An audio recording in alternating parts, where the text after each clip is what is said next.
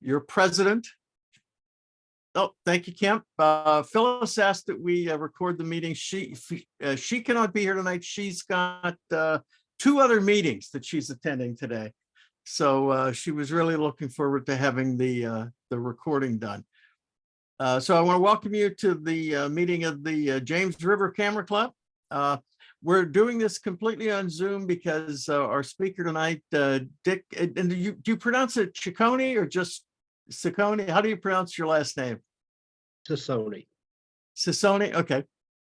The reason I asked, Leah and I study Italian, so I always speak Italian names the way Italians pronounce them. So I apologize if I mispronounced your name. Well, Phil, it would be Ciccione if you wanted to go to the old country. Yes, Ciccione, yeah, that's it. You got it, which is how I tend to do it. So if I say that, I apologize in advance. I want to make 1 or 2 just little teeny tiny announcements. Then we'll have the presentation from Dick. And then after Dick's presentation, we'll do the photo contest and just a couple final announcements. Before Dick starts, though, just a reminder. You remember, the board executive committee had a meeting, and we decided to do a questionnaire. And we asked the members to take a look at it and answer some questions. You don't have to answer everything. If you don't want to give up a phone number or email address, that's no problem. But I would like you to answer the questions, and those are things like, what are we doing right? What are we doing wrong? And what can we do better? So take some time. We've gotten some good responses already. But we really need to constantly improve. Otherwise, we're getting worse. So let's look into, what have we done that's good and what do we need to improve. So the questionnaire is a fillable Word document. It's on our Facebook page under the files. So if you could take a look at that and fill that out and email it. Just email it back to the JRCC photos@gmail, and that would be great. All right. So our speaker tonight is Dick. Say your last name again, Dick. Cicone? Cicone. Yeah. Cicone. Okay. From North Carolina. And Dick was recommended to us by Carrie. Who is Dick is also, you do dog photography as well, I take it, among other things. Yep. And Carrie asked, Phil, I have a house full of dogs, so I have to do dog photography.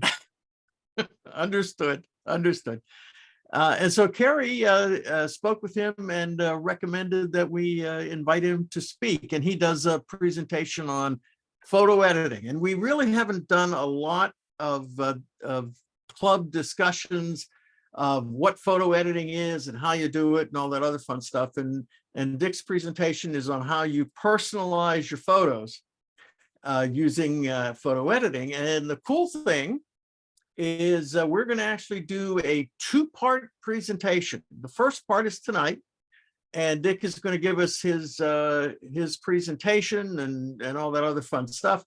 And then in the next about 3 weeks or so, I guess, we're going to be tasked, and everybody will participate, or we will search you out and force you to submit. But no, seriously, if you really want to edit some photos based on some of the guidelines we get tonight, and Dick has volunteered to do a critique of them at our next meeting.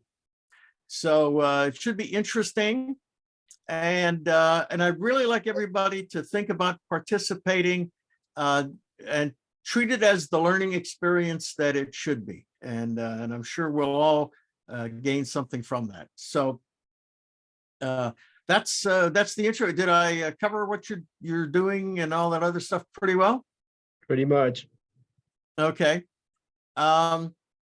So in that case, Kemp, can you turn over control of the screen to Dick, and you may fire when ready, Gridley. He can whenever he's ready. All right.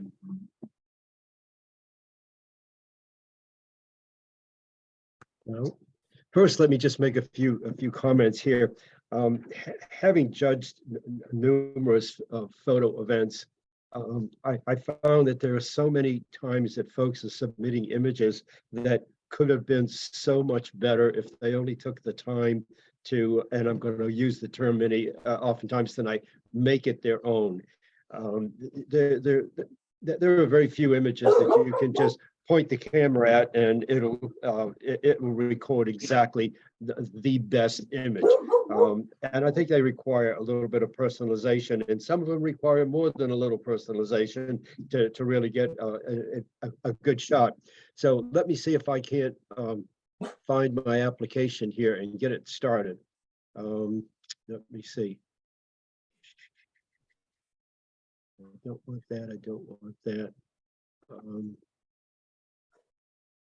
I don't. Let's see if this shows up. Are you able to see anything on the screen right now? No.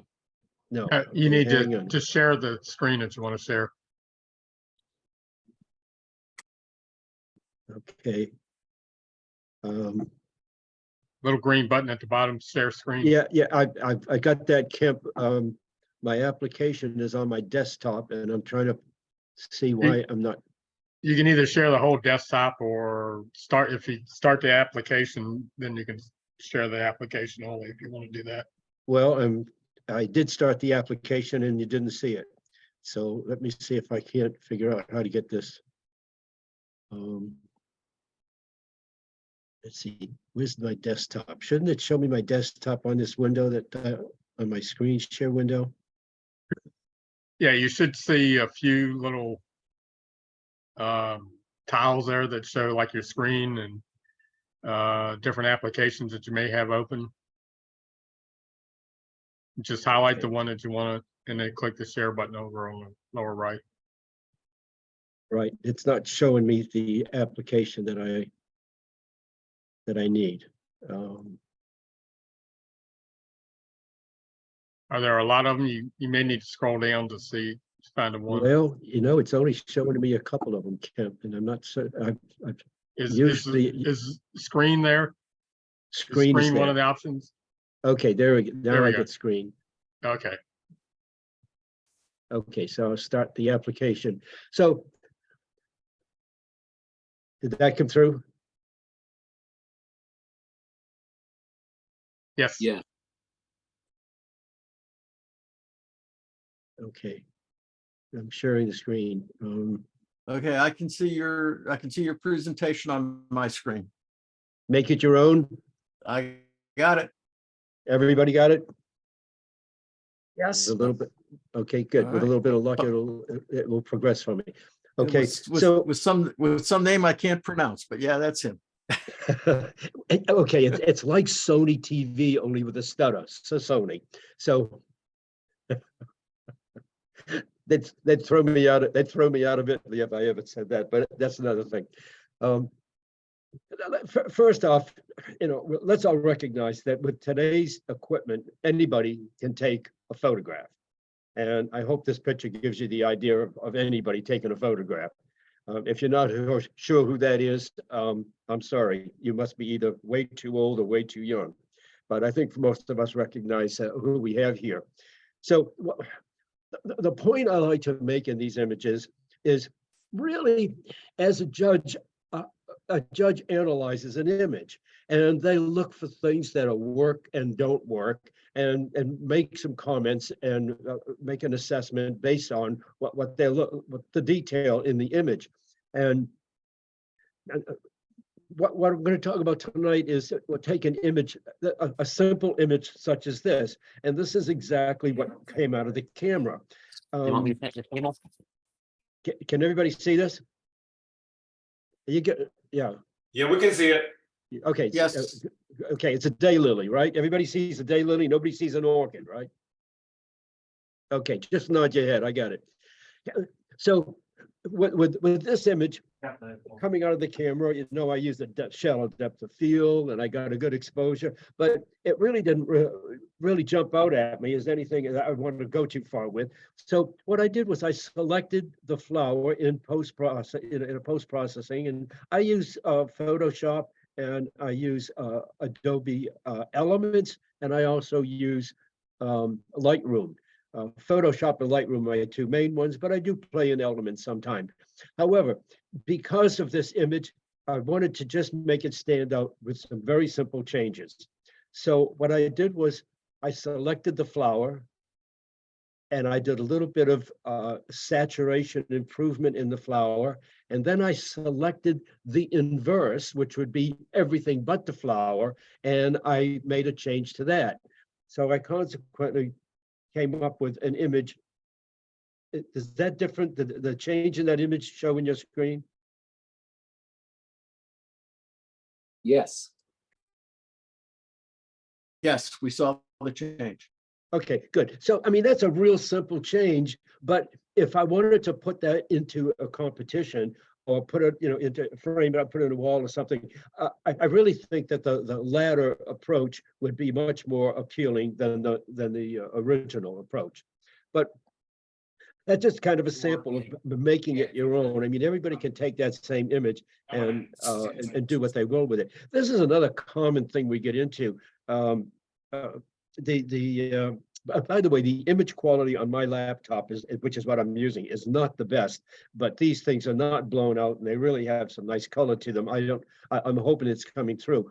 But in analyzing this image, the things that I found that were bothersome, and I didn't have much choice of where I was going to take this from. I thought this was a reasonable angle to take the picture, but let's just look at what I would consider some of the warts. The trees in the corner here. Does my mouse show up in your screens? Thanks, Phil. Okay, so here I've got the branches in the corner. I have the keystoning effect, which is typical. You know, you don't take a shot of a tall building without getting some keystoning. And then I got some more detail. I've got a trash barrel here, not too exciting. I've got this red and yellow paper box. Again, a little bit of visual distraction there. And I've got a signpost right in the front. And I really wanted to capture the building. And oh, by the way, look at the detail in the windows. The sun is shining right on the building. And there's no way to get around this building having the sunshine on it. But the windows are totally blown out.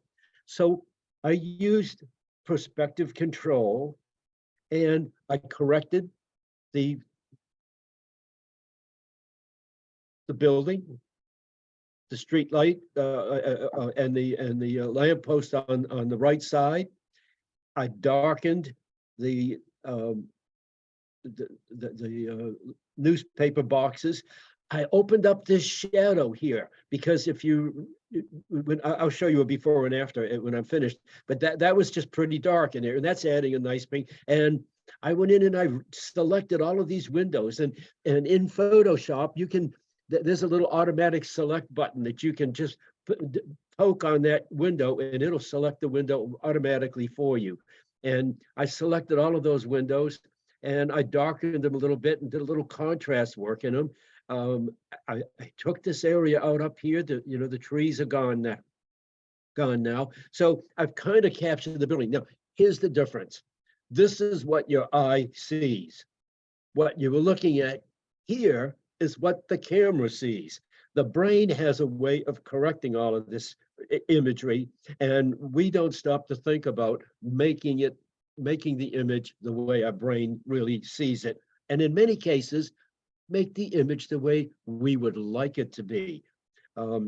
It's really important. You're creating images. Let's make them interesting. And it's not just a matter of, this isn't photojournalism where everything has to be 100% the way it was. And even those guys don't correct this, PJ people don't correct perspectives, but they get everything in the camera right. And the only thing they can do is crop really and still be, if you will, true PJ. So this was a change that I think shows what can be done to improve an image. And if you put the top left in the competition, you know, that have to have some pretty bad stuff in there for you to win with that one, but you got a better chance of recording something with this one. And these are the types of changes that I like to point out. It's all a matter of analyzing the image, taking out, adding in, and adjusting sizes to what you might have. Another example, I'm traveling in the desert in Nevada, and this old vehicle just looked really interesting to me. But every time I look at this, the blue sky captures my attention more so than the vehicle, because the blue is a very bright color. So I did a little cropping, and I took the blue, minimized some of the blue sky. But there's another thing that I did, and what I'd like you to do, I'm going back to the original. I want you to look at this chrome area and see what happens next. Anybody see the difference? Okay, make believe you did. Here's my secret. The reflections are gone. Well, the reflections have been cleaned Minimized. up. I modify chrome to black and white. I actually go in and I select all the chrome and I modify it to be black and white, because it has blue sky reflecting in it and other items reflecting in it, that are its surroundings are reflected in it, and it gives it more contrast and it gives it a true black and white feel. Now, your eye is going to see all the color, but you know it's supposed to be black and white. And then I went one step further. I said, you know, this is good. The color is good, but do I really need the color for this? Well, this is your option. Let me say, I went two images here. Whoa, it's skipping an image on me. I don't know why it's doing that. Okay, so anyways, I cropped it. I took some of the blue out, and the idea for me was to make my chrome look a little bit more like chrome. I had a before and after there, but maybe it's gone south. This is an old well piece, well drilling piece, and you know, the main subject for me was all of this mechanical stuff. It's over 100 years old, and the foliage didn't help me out. The blown out sky didn't help me out, and these barns over here were not too helpful, and neither was the stone. So I decided to tone that down, move these buildings, make them less noticeable or remove them completely, and I took a shot at making it in mono. The building's gone, and now we're just looking at the mechanics of this wonderful device of 100 years old. And I vignette, and I'll talk a little bit more on how I vignette. If you folks don't vignette, I would be more than happy to demonstrate a cool vignette way. Do we have a lot of Lightroom people or Photoshop people?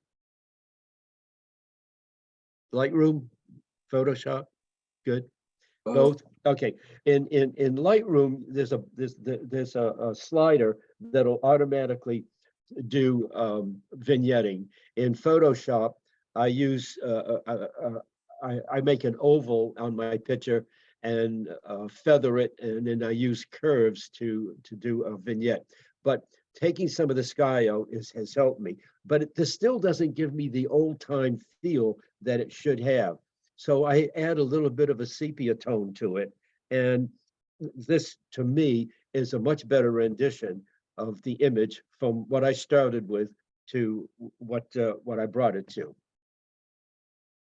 Again, there's no real magic here. I'm not messing around with anything other than selective editing. And I guess that's really the key, is learning how to select in your post-processing to make your image better, because most of the folks that I get to chat with at photo competitions, they are doing global adjustments. And when you do global adjustments, you're not really getting the most out of your image.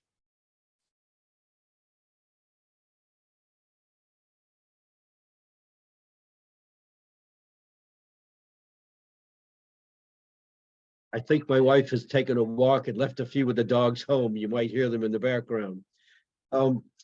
This is on the Outer Banks, and to me, the interest of this image is all of the geometry and textures that are in the image. The building geometry is really interesting, and we have the smooth sand, we have the fences, and then we have the windblown sand in the foreground. And to try to, as I look at it, all I ever see is the blue sky. So I converted it to black and white, and I took my blue slider down. I took the sky out, and now I think that the image better focuses on the geometry of the building and all of the various textures that are in there. And that, again, this is a very simple adjustment to convert an image to black and white in Photoshop, and then or in Lightroom, and then grab your blue slider and darken the blue to a point that you're comfortable with. As you notice, I didn't bring it down 100%. It's probably more like about 80% down, so that there's still some gray in that sky area.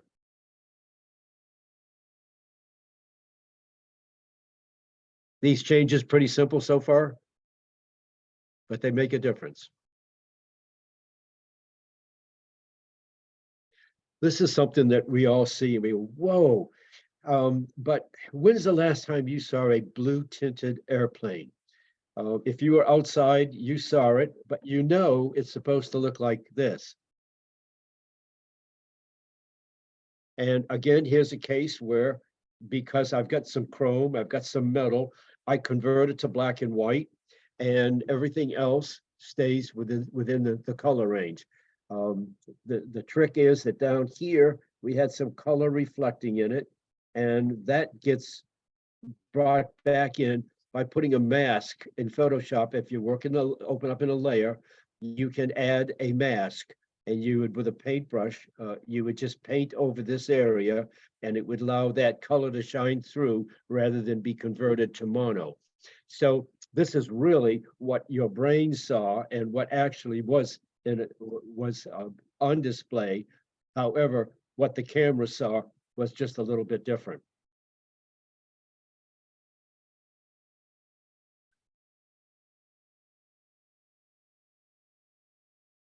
Overcast day, not great color. Something I liked about this post and these lovely fall leaves that had all dropped, and they are terrible, no color at all. So what I did was I used my eyedropper in Photoshop, and I selected some of this tonality in here, and then I took my paintbrush. I made it, instead of normal mode, I said, I want to multiply this color. So I now have this color down here in my paintbrush. I'm in the multiply mode, and I say, I want to multiply about 20%. So anything that has that color in it will now get multiplied to increase. If you notice up here, it doesn't have that much color saturation. Down here, I've improved some of the color saturation. And just to show you what the layer looked like, to do the sample, it looked like this. And I use a brightness and contrast to sing it a little bit. So let's take a look at what the final image looks like. By the way, this was not adding a whole lot to the image, but it's the perspective and the size detail that I wanted to work with. So I cropped, I burnt. Here's my adding the color in using that multiply mode. And when you're working with the multiply mode, you can set it at a low percentage, like 20%, and wipe over it once and say, gee, I think I'd like a little more. So you wipe over it a second time and you'll add the 20% again. And you can keep doing that until you've overdone it, and then you have to start backing out. But I cropped the image, I vignetted the top portion here, so that is not going to be quite as blown out as it was. And I did a little contrast and sharpening in this area, but most of all, I added the color down here. no, it's not necessarily an award winner, but it shows you some of the things that you can do to improve an image when you don't have all the right colors going for you. And again, those are all selective changes that I'm showing you. I found this building very interesting. I have no idea why the wood had a blue cast to it, but I just didn't think it had a natural look. And also we've had a blown out foreground, and this little plant with some buds on it had left some interest to me. So I converted the entire image to a sepia tone. And then with a mask, I went over this green area, just this green area, and I brought the colors back in this area only. So this is only part of the true color from that image. Everything else has been converted.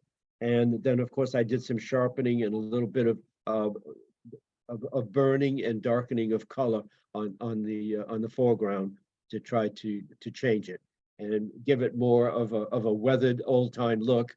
And let me go back again to where I was. From that, by the way, this was all, this brightness area here and here, I think was capturing my eye. And by darkening these tones and going to the sepia tone, I think, now here's the deal. You're on a field trip with a group of people and everybody takes the same picture, and then you show them at a later time at a club meeting, and so many of them are going to look alike. Here's an opportunity and some changes that you can think about doing that are going to make yours stand out. Let me sidetrack for a minute, if I might. I had a novice photographer neighbor and asked that whenever I was going out to do a shoot, if I could bring him along. So I called him one Sunday morning and we went out to do a photo shoot. And I had a long lens on my camera and I was just sighting in something at a distance. And all of a sudden I heard a click in my ear. And I turned around and here's my friend standing right next to me with his camera next to my ear. And he's got this big puppy dog smile on his face. And he says, "Dick, where did we just take a picture of?" It doesn't work like that, folks. You got to make it your own. But Tommy was trying to learn to be creative. When I photograph these critters, if you have done any of this work, you know getting the right depth of field is really a challenge. So I typically set up on camera flash, actually not on camera flash, off camera flash. I have a piece of metal that allows me to put my flash about 15 inches to the right of my camera at about 30 degrees. And it has a reflector on it. I can show you a picture or send you a picture of that setup if you're interested. And I put my camera at f/22. I set my shutter speed at the fastest shutter speed that my flash will sync at. And when I take a photograph, the only illumination that's coming out is the illumination from the flash. The ambient light is not getting recorded, but I'm getting maximum depth of field because I'm able to work at f/22, if that makes some sense. However, that's not what I call a finished picture because I don't like all of this highlight that picked up lighting. And so I make a copy of this in Photoshop. And that copy I then blur using a Gaussian blur or a lens blur tool. So now I have this blurred layer on top of my sharpened layer. And it looks something like this: sharpened layer, original, blurred layer, and then I put a mask on. And when I put the mask on, I then take my paintbrush and I paint in the critter.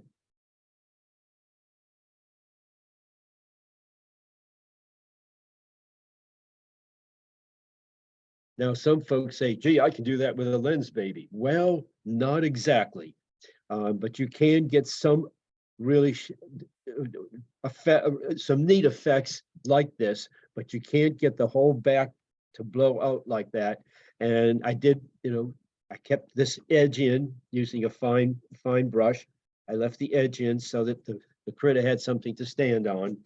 And this was my subject, was this butterfly. So by analyzing the image, deciding what I wanted in and what I didn't want in, I was able to create this image by blurring and then putting a mask on to let the sharpness area come through. It's pretty good. Something you folks do on a regular basis?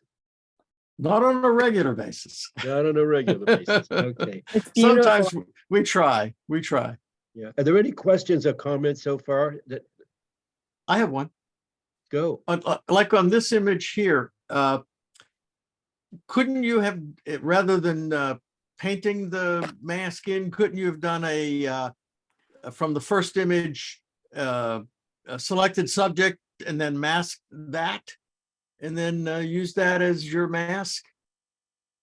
I mean, there's like 5 or 6 different, what does it say? There's 5 different ways to do everything in Photoshop. Yeah, But, yeah, you know, there are ways, there are, you could have cut out the critter. Yeah. And made have that stand all by itself and then blurred the whole image and put the sharp image back on it again.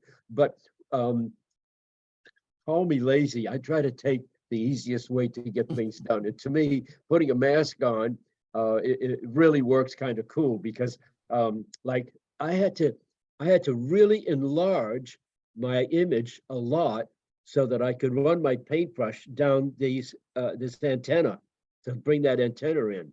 And that would have been hard to cut out.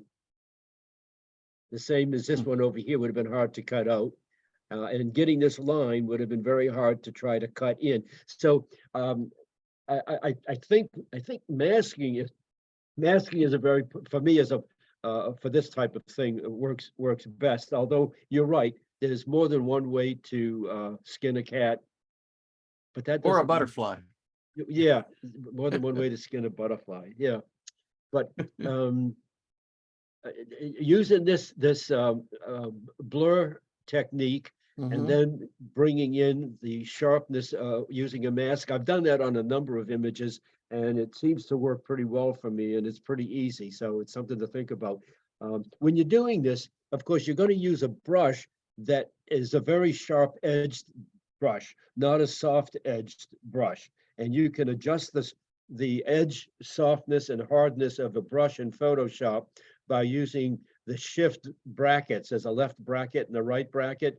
And if you hold, I mean, that's one way of doing it on the keyboard, or else you can just select the pull down at the top of your screen on your brush and select the brush that has got the sharpest edge. So definitely, I had to use a sharp edge brush on here to get this in, but getting the legs in and all, it worked out. That was a fun one to create. But that's what was in my mind's eye when I took the photograph. I knew I wasn't going to want all that background in the picture. Thank you very much. Another action shot. However, you can't get out here and try to play around with a shallow depth of field when you got this kind of action going on. So you use the fastest shutter speed that you can to stop the action, and you try to catch what you can. But when I got all through with this, I said, I love the capture. I love the guy hanging on, the detail. Everything is cool, but this background is not adding anything to the image. I don't need to see that detail. So in this case, I selected the bull and the man, and I selected the foreground. And then I inversed it, and I just did a little bit of a blur function to the back end. And now we all know that there's going to be people in the background. We don't need to see them. They're not a distraction. I blurred them. I could have darkened them a little bit. And the main thing is I have the exact foreground and the critter and the man all sharp and everything else. The secret in Photoshop is learning how to select. That's really key. And this is, when I select and I want something tight, I select with maybe a 1 pixel feather at the most. And that's all I do for these types of selections. And I use some of the automatic selection tools and I touch them up manually where I have to. But the selection is all in there. The feet are moving, which is the reason why they're not sharp. But the difference. Again, this is just, easy things that you can do. And here I'm playing around with capturing movement and taking the rest of the scene out without removing him from his environment.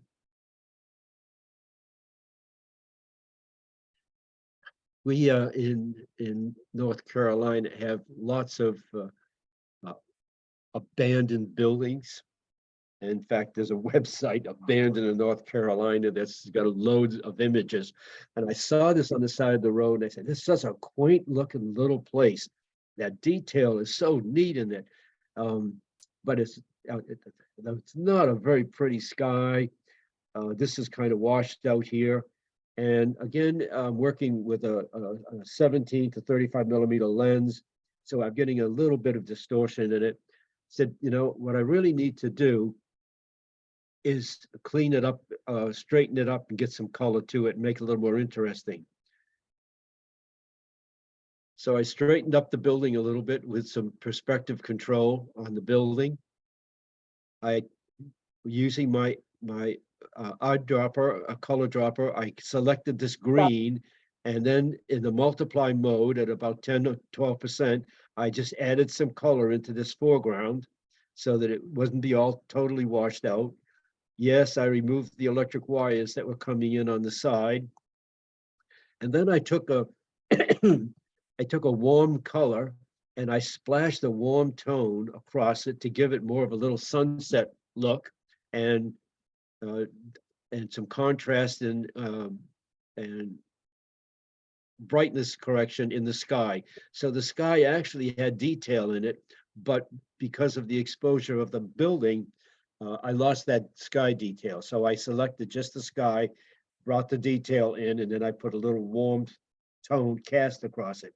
Something else I did was the screens had a lot of nice detail, but it wasn't showing up in the original,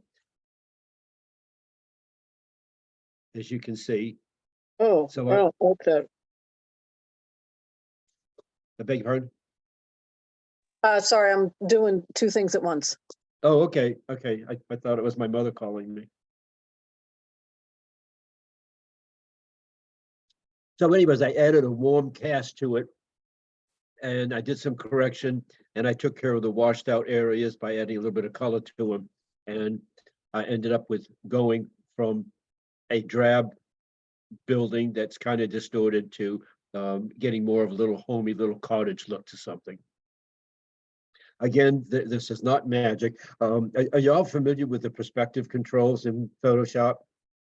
Nod your head, yes, no, some of you are. Yes. Good, thank you, Philip. We'll talk more about that. Oh, here we are. It's just beautiful being on the Outer Banks. I said, all I need to do is just wait here and I can get a couple of seagulls to fly in and it just make it really nice. So a seagull photo that I found, that's the same seagull, but they never line up. They're not always going to be the same size. So I had one seagull picture. So I made 3 copies of it, or 2 copies plus the original, and I changed the size and I put the seagulls in. I went into my sky file. I have a file of whenever I'm outside and it's a lovely day and the sky has got some puffs in it and blue, I'll snap pictures of the sky and I'll just blend those in. And then I add a little contrast and detail to the foreground, and I end up with something just a little more interesting than, let me back up here, than just the fence and the COs. Did you use the sky replacement function in Photoshop to do that? No, no, I actually selected that area and feathered it, and then put another image in on top of it and feathered it in. Okay. Yeah, Okay, thank you. but the sky replacement area, I mean, that would work. That would work. In fact, this image was created before Photoshop gave us that trick.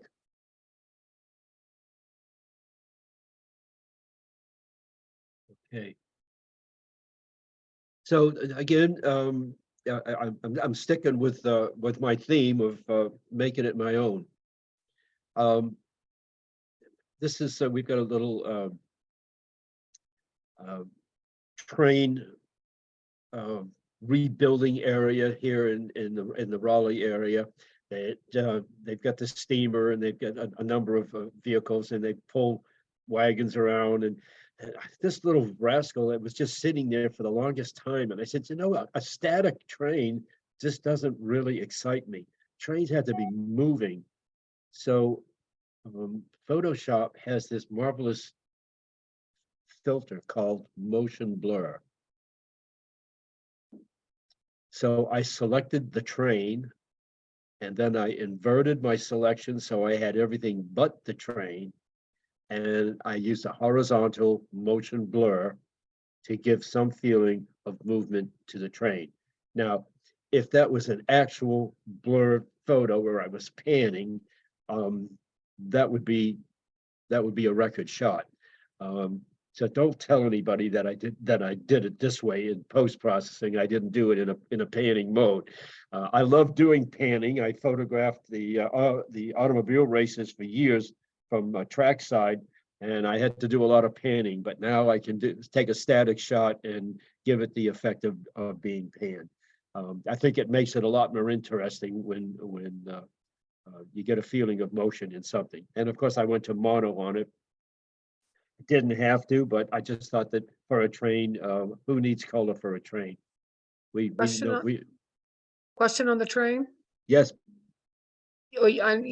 I see you selected that so it stays, but with the smoke, I don't see much movement in that. So did you do anything to that to kind of keep it from being the motion? Well, there is some, yeah, but I mean, it's not as, doesn't seem as drastic as the other one, as their background. I pulled the smoke, the motion. The smoke got the same amount of motion that the rest of it Background. did. I didn't isolate that. Yeah. Yeah. Okay. Yeah, it pulled back a bit. Yeah. Wonder if it But could be I 'cause didn't do it's that. I don't closer- think I did. I didn't do the smoke separately. I don't It think. could be because it's closer to the camera than the trees in the background, so that the amount of blur is less because of the distance. Yeah. Yeah. But I think if you saw this picture first, you would have seen it as a motion picture rather than as a still.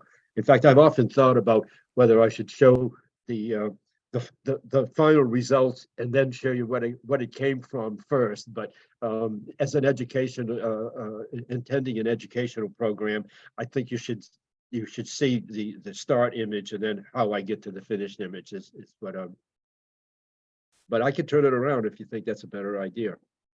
I was working with some shadows, a little downtown, trying to get something in the way of shadow and street photography. And I decided to go just a little bit further. And so I used the vertical motion again, and then I used my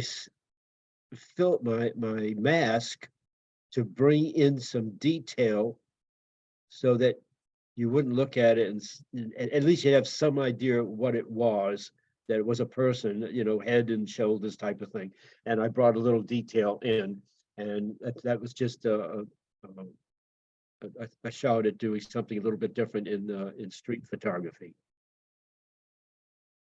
I love this, except for one thing.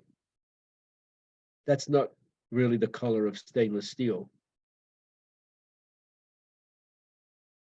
So I got a little bit wild and I converted the stainless steel to all mono, and then I put my mask on and I painted in all of the items that I wanted to show and show the color.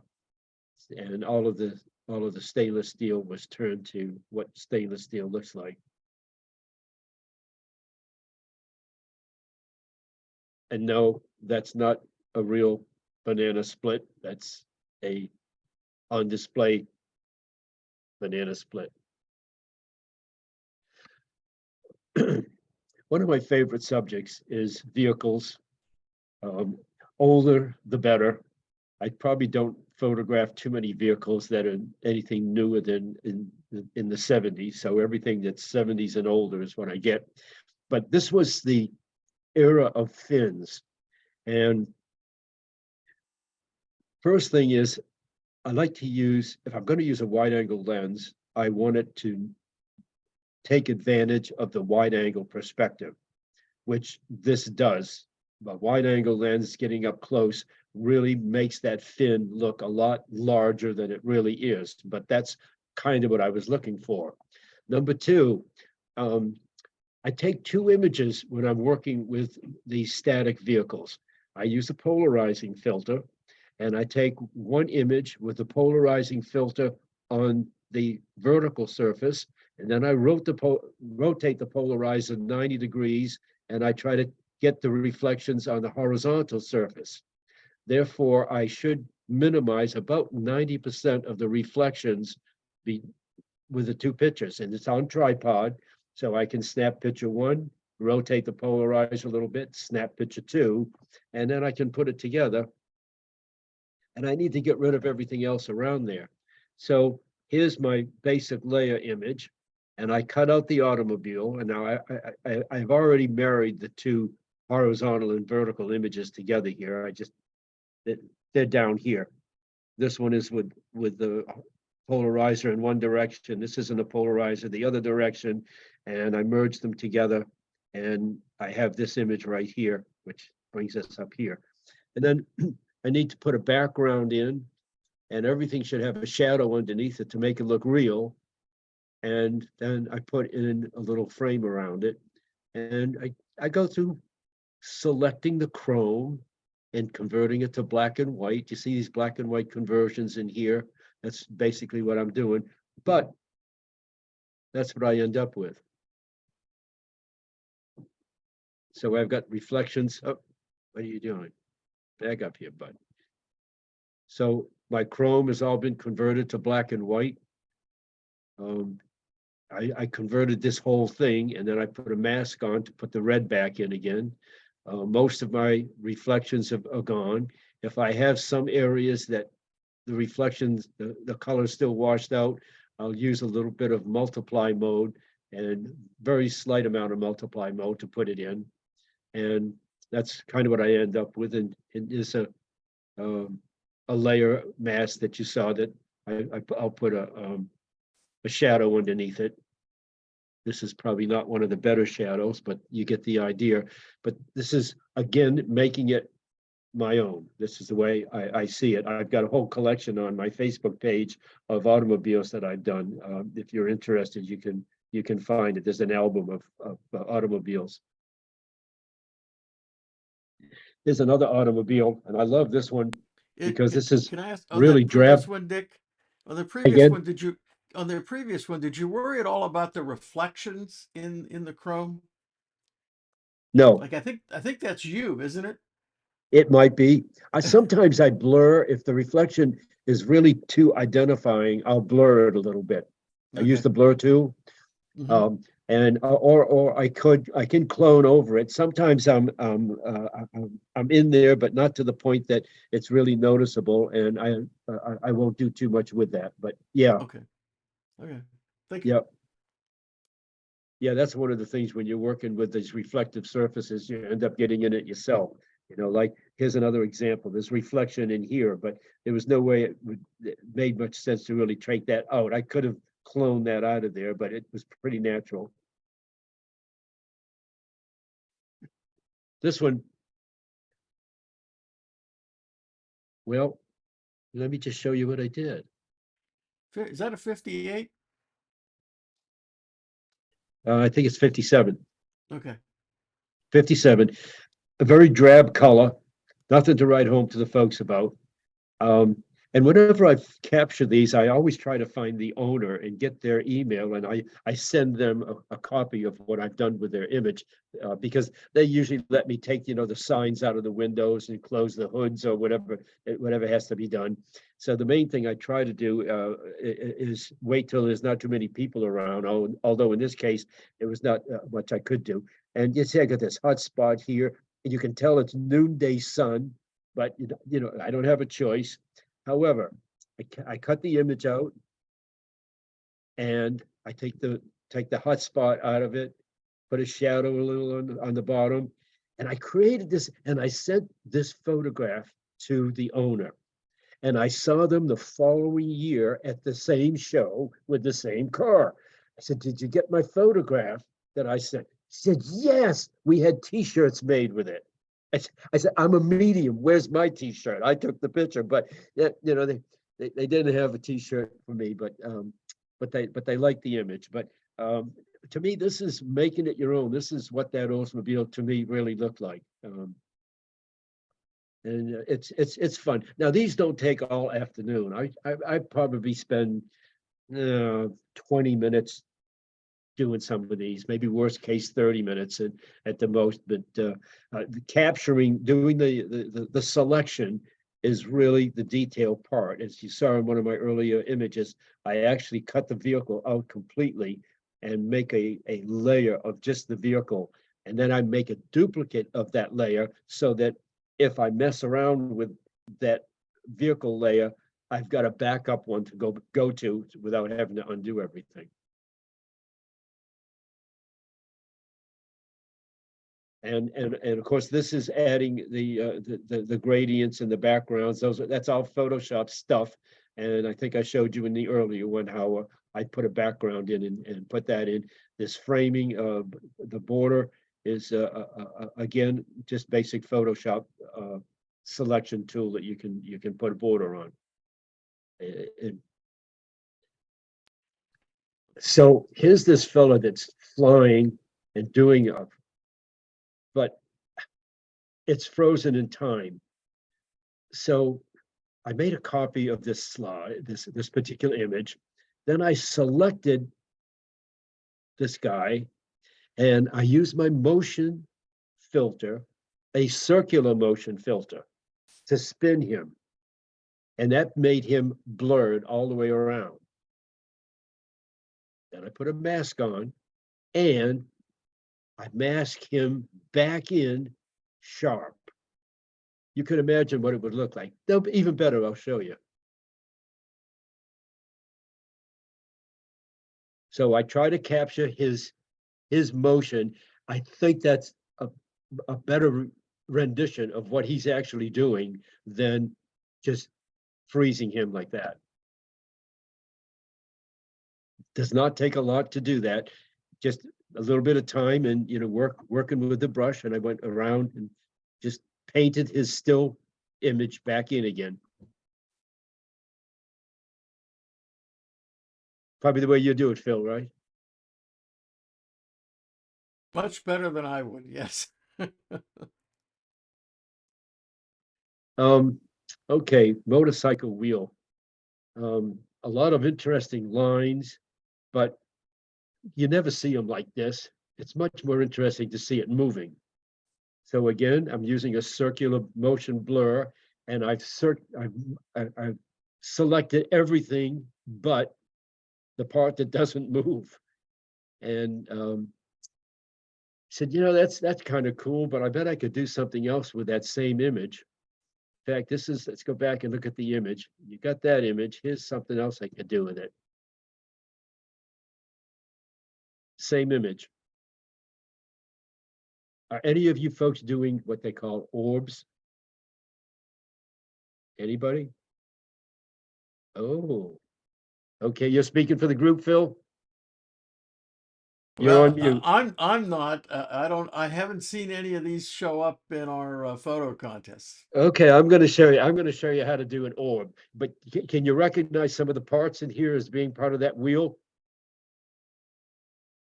Let me back up. See this, the disc brake here? You can recognize that.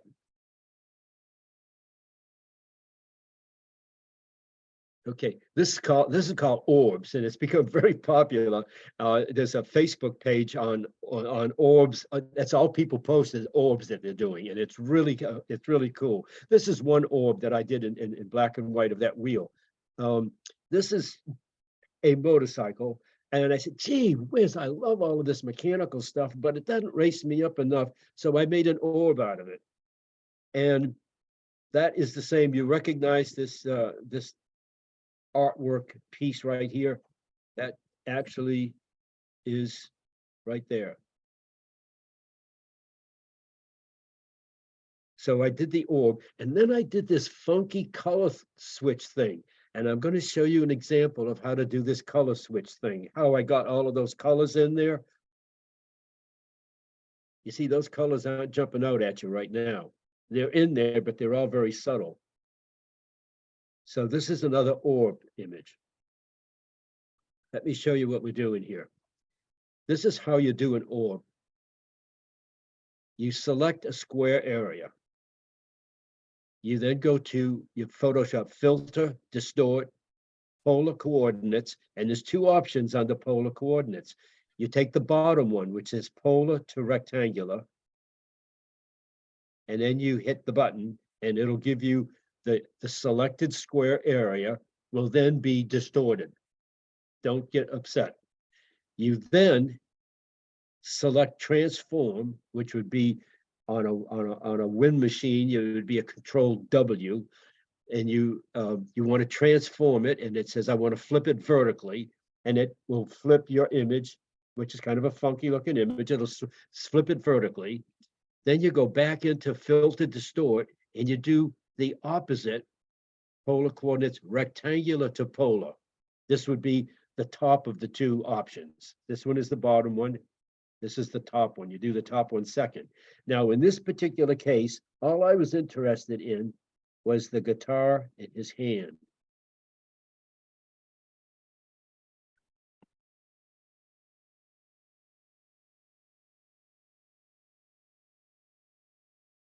Pretty cool. That's too cool. Can I hire you to edit my next photo? You know, hey, okay, let me take a shot on that one. I had a student. I had a lot of private students. For the longest while, I did privates only, and I also taught at the Wake Technical College for about a dozen years. I taught basic and intermediate and some advanced photography classes for a dozen years. Then I did a lot of privates, but I had one student that sent me a photograph. They said, I love this photograph, but I wish there was something I could do. So I edited their photo. And I sent it back, and I said, this is what you might want to do, something like this. A month later, I get a phone call from the student. She said, you'll never believe it.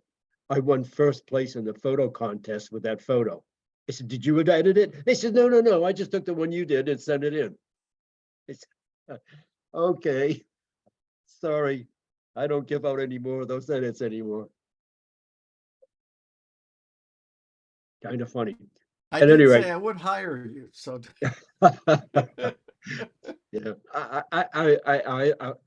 I have shared with a lot of my students that we've worked together on images in private classes, and they've submitted images, and they've ended up winning a lot of contests with their images.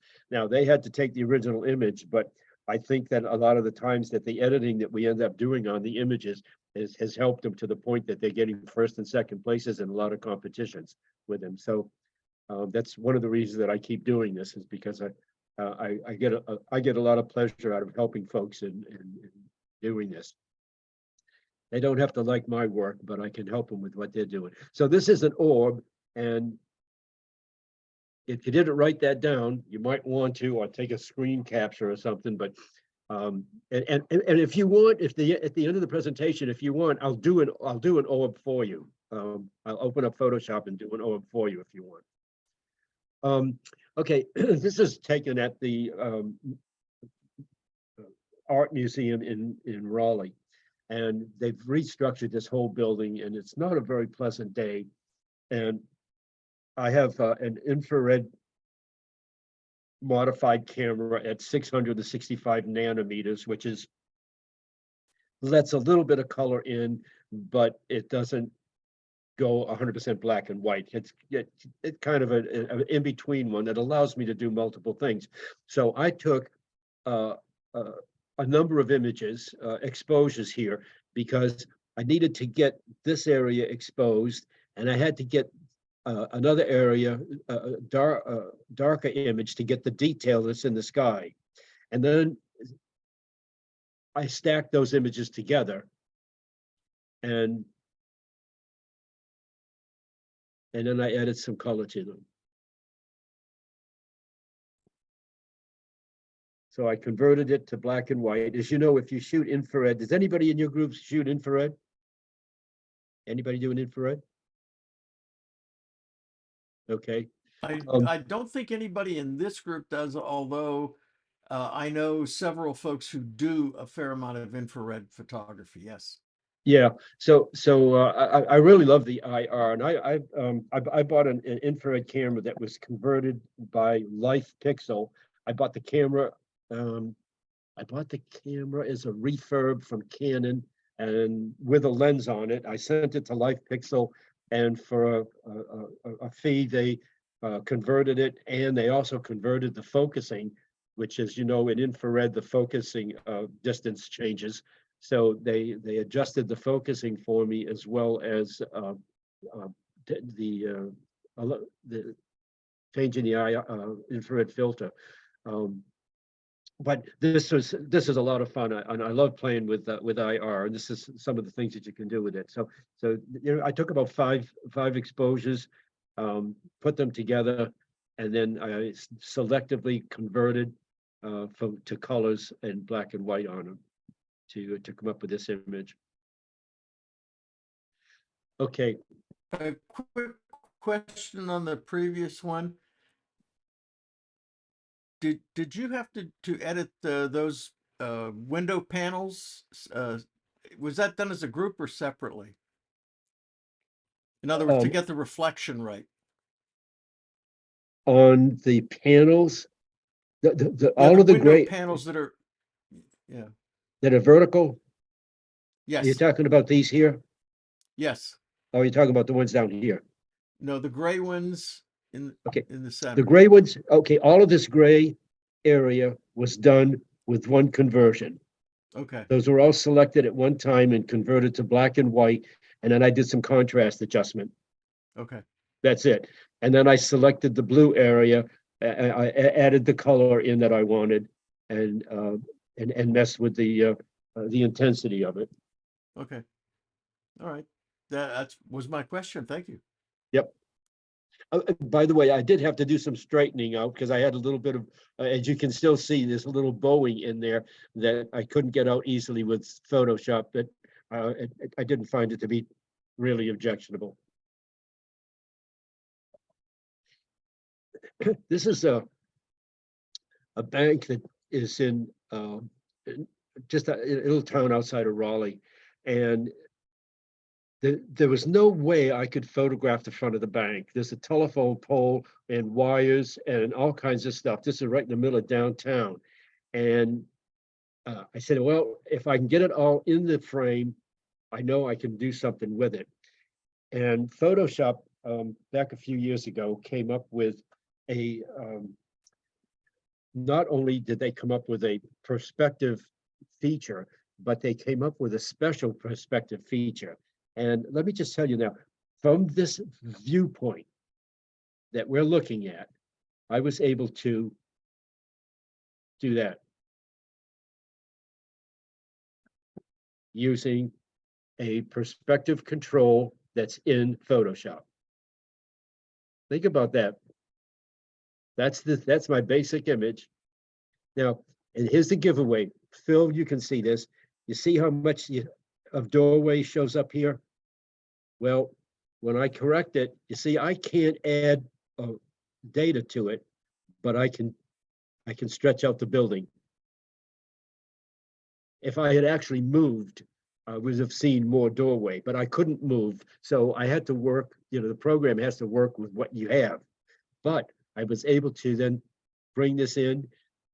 Yeah, I took off the alarm box that was here, cleaned up the little dust and garbage that was littering around the front end there, and converted it and put a little blue sky in using using the gradient control with a little blue multiply. And then I decided probably it would look even better in mono. So I converted it to mono. So I have the option, it goes both ways. But just think about being able to have this here, and by using perspective warp and some transform functions, I converted it. And here's the deal. There's a number of really cool tutorials on YouTube on how to do perspective warp. And it's really not difficult. I've used it on a lot of buildings. I'll show you another example of it also, but perspective warp is absolutely dynamite. So what do you think about that? That's an amazing transformation. It Yeah. is. Yeah, it really is amazing, and that's the only way you could get that building.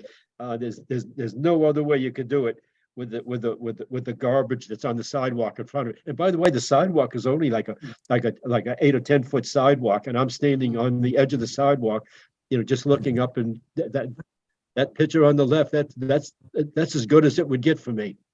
Mhm. I've got a 11 to 22 millimeter lens that I could use. I didn't use that here, but I've got an 11 to 22. Wouldn't have bought me anything to try to shoot that with the 11 to 22.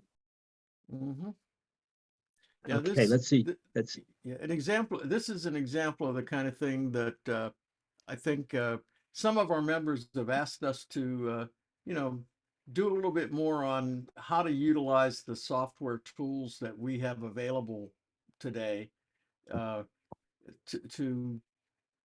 guess, as you would say, the statement is to transform your photo rather than just process it, if you will. Yeah, I'll be truthful with you. I had one group that said, well, I would like your presentation if you would take us through and do each one of these and show us exactly how you do it. And I said, well, I would do that, but it would be a 6 or 8 hour seminar. It would be a workshop. And I don't think you want to do that on an hour and a half session on a weekday night. But I've taught these things in a group before, where I hand out a CD with my images on the CD. Everybody loads it into their computer. They all open up Photoshop, and I project the image onto a screen, and I tell everybody, use this, select this, do this, and I make everybody adjust their images in unison, if you will, so that they end up with the same result that we started with, that we were targeting for. But that was, I was doing that on multi-hour sessions and workshops. So it's just kind of hard to go through all of that. Now, if there was one thing that somebody wanted to see, I could do that in an evening show. But to show, I'm really trying to excite people to start analyzing their images and making some changes to make their images look a little bit better. And that's really what this is about. But let me show you another one. Here's another one. This is what the camera saw. Now hey, the camera didn't, that I put it on automatic and I let the exposure happen. That was it. So that was the exposure. So I adjusted exposure. I said, well, now that's getting better. But the more I looked at it, I said, what? This is just, I didn't have much choice with angle that I was going to take it on. So I end up with this, and I didn't like that angle. So I went in and I used my perspective warp.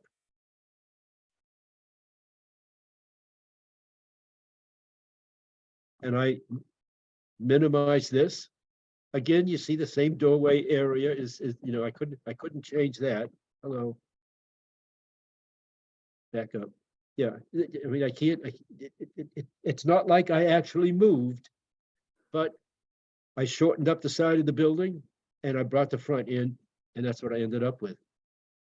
And that's again using perspective warp. That's a very powerful tool if you do. It does not work very good on portraits. Don't do that. It's not fair. That's not a good thing. Well, you can't make somebody thinner, so Well, you can make them thinner, but you can't do perspective warp. I mean, I've removed I've removed jowls, and I've taken a lot of pounds off of people and for their images, but yeah, not with perspective warp. Here's another situation that we get into. We're inside, and if you expose for the interior and you've got lights, windows or something, then it just blows out. So I use a tripod. I'm a big tripod, a believer in tripods anyways. So I snap this shot, and then I snap this shot. It's the same, nothing moved. All I did was I cut my exposure down about 4 stops. Then I put the two of them together, and using my masking tool, I mask and let the windows come through. And now you've got a much more realistic image. We keeping you up, Adam? Sorry. beautiful job. And of course, in this case, I try to get the camera as level as I can so that I don't have to do any perspective corrections. Not that you can always do that, but there's a lot of times that I work hard. Cameras have got built-in levels, and I use those levels to get my camera as straight and level as I can. This might be a fun field trip for you guys sometime if you want to come down to Carolina. This is called, what is it called? I think it's called Black Hawk or some such term. It's a fellow in the Carolinas that went to Hollywood to become a stuntman in Westerns. He came back to Carolina and he built a Western town. And it's got a little chapel, and it's got a bar, and there's a lot there. But upstairs in the little hotel, it's a bordello, and this was one of the suites in the upstairs. And this is what the camera saw. And if I tried to bring more detail in here, then this would have been blown out even more. As it is now, it's about 85, 90% blown out. And there's a lot of warts in this image. And I could have used a flash, but then that takes all the natural look away from it. So I did some multiple exposures where I took a second shot where I stopped down 2 or 3 stops so I could get detail in these windows. And I did another exposure where I opened up a little more to get some detail in. And well, here's what I ended up with. Wow. Yeah, the ceiling still looks like crap, but I can't do anything about that. I live with it. But you see, we've got detail in the windows now. And look at this beautiful gown over here. I mean, it just didn't have any real life or look to it over there. But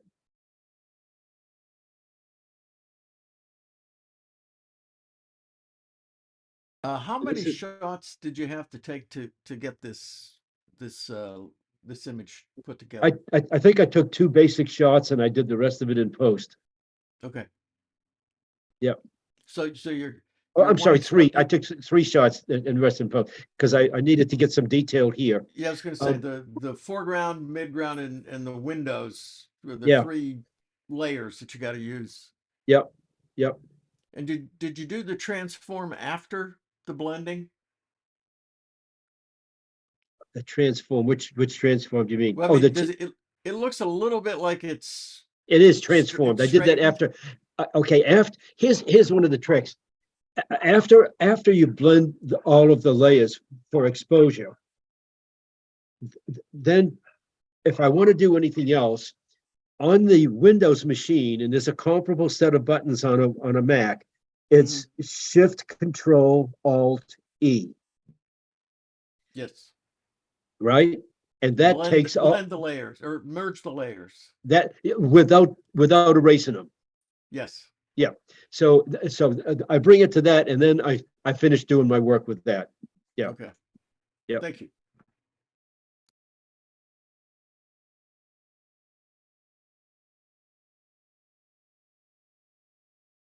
Another thing I want to point out, when you photograph something, if you look at a histogram, anything that this area of the histogram has very few pixels compared to the number of pixels for this lightness areas in the histogram. So that the left 1/3 of the histogram has nowhere near the number of pixels that the right of the histogram or the middle have.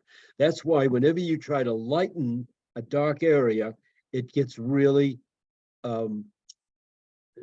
dusty and granulated in a hurry. You'll lose a lot of detail. So the best thing you can do is overexpose and then darken, because you then have more pixels to work with. The more you can get in the right 3/4 of your histogram, the better off you are. And even if your camera is telling you you got the blinkies, you're overexposing, you can be overexposed at least 2 stops according to your overexpose indicator and still have detail that you can bring in. But trying to lighten up an area like that, that's a nightmare. That's just going to be nothing but grainy, because you have so few pixels in the dark area. All of your the high pixel count is all in the light areas.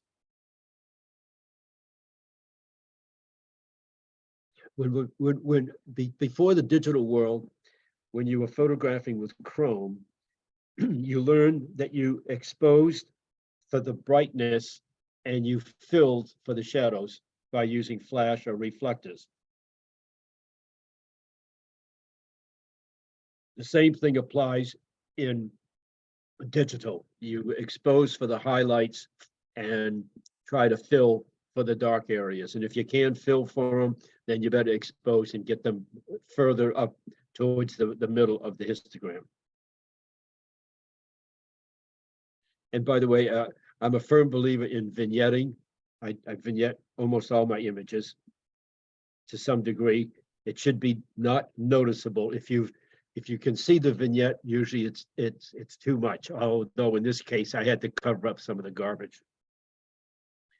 Okay, another chilly, blah day in downtown Raleigh. That's the Capitol building at the end of the street. I just want to capture something, but I want it to look a little bit nicer, and I really don't want these people to be recognizable. So I photographed the building. I selected with my paint selector, I selected colors, and I added the color to each one as it would work out. And then I put a blue sky in. I didn't do that. What are you doing? Then I added a little blue gradient in the multiply mode. I selected blue because there's blue in there. You just can't see it. And I selected this area with a great amount of feathering, and I worked my gradient down and with blue a couple of times. At any rate, I ended up with this. same image. So now the people are not as recognizable.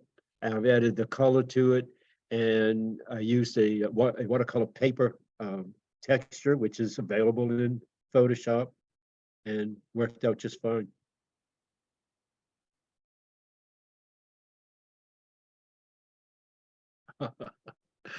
So I was trying out my 600 mm lens.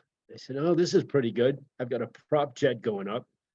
But, you know, a friend of mine that's an absolute genius at photographing airplanes said, if you've got a prop on a plane, you don't shoot it at anything faster than a 60th of a second. So, well, I was shooting this at more than a 60th of a second. I wonder what I could do with it. I was just testing out this long lens. He said, there's nothing great about that. However, I wonder what it looks like at 35,000 feet. Well, at 35,000 feet, I'd still have those props spinning around. So I can select the props and use a little motion blur and darken them. And I can enhance those props. And if it's 35,000 feet, his gear is certainly tucked in. And he's not going to be on a slant. And he'd probably be in a much prettier sky.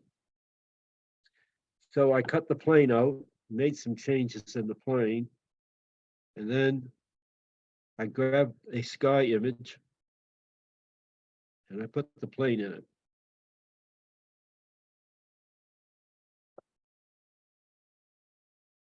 Don't believe everything you see.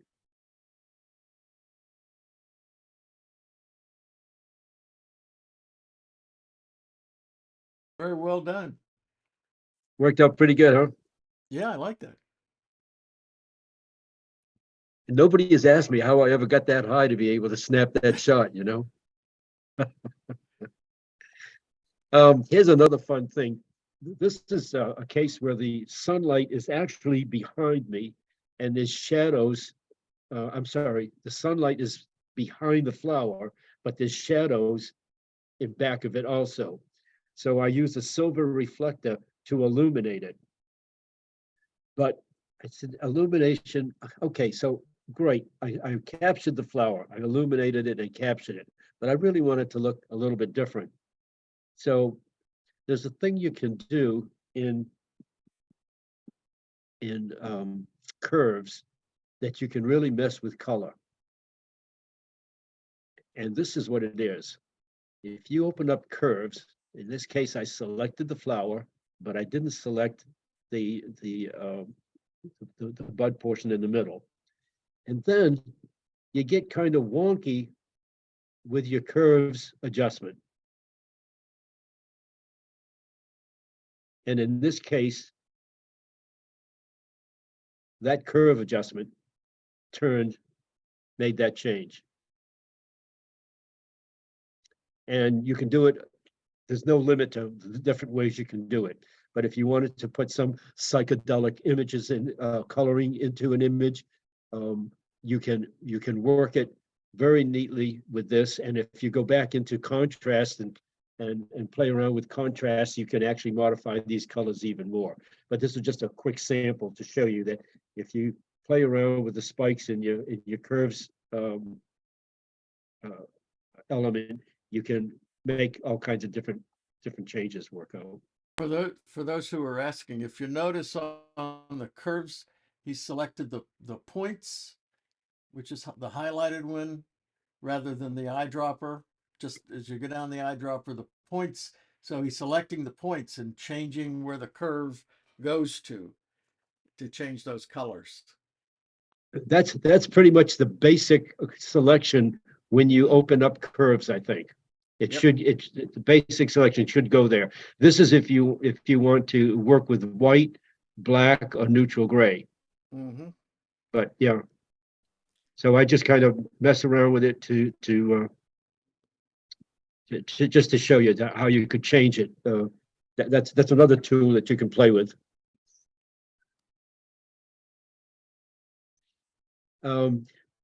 This is this is down in the Georgia-Florida line. It's This is a coquina, what's left of a coquina sugar mill. And I was there. I didn't have a lot of time. It was an overcast day. I said, I'm going to photograph the Tabby sugar mill, and I'll see what I can do with it when I get home. The foreground is wiped out of color. The only thing I really captured was the coquina. So I figured I had to make some changes to it. I thought, well, maybe you'd do something like this. I used a gradient that went from blue to orange, and I laid that in. I added my color in here, just painted over with some of the color. I had taken a few moon shots with a 500mm lens, so I put the moon in. I said, well, the moon's never out there by itself. There's got to be a few stars in there. So I put a couple little stars in, and this is what I ended up doing with my Tabby sugar mill. Gave it a hard to believe sunset happening behind it with a moonrise, and it's your imagination. I don't think anybody else has taken the Tabby mill looking like that, you know?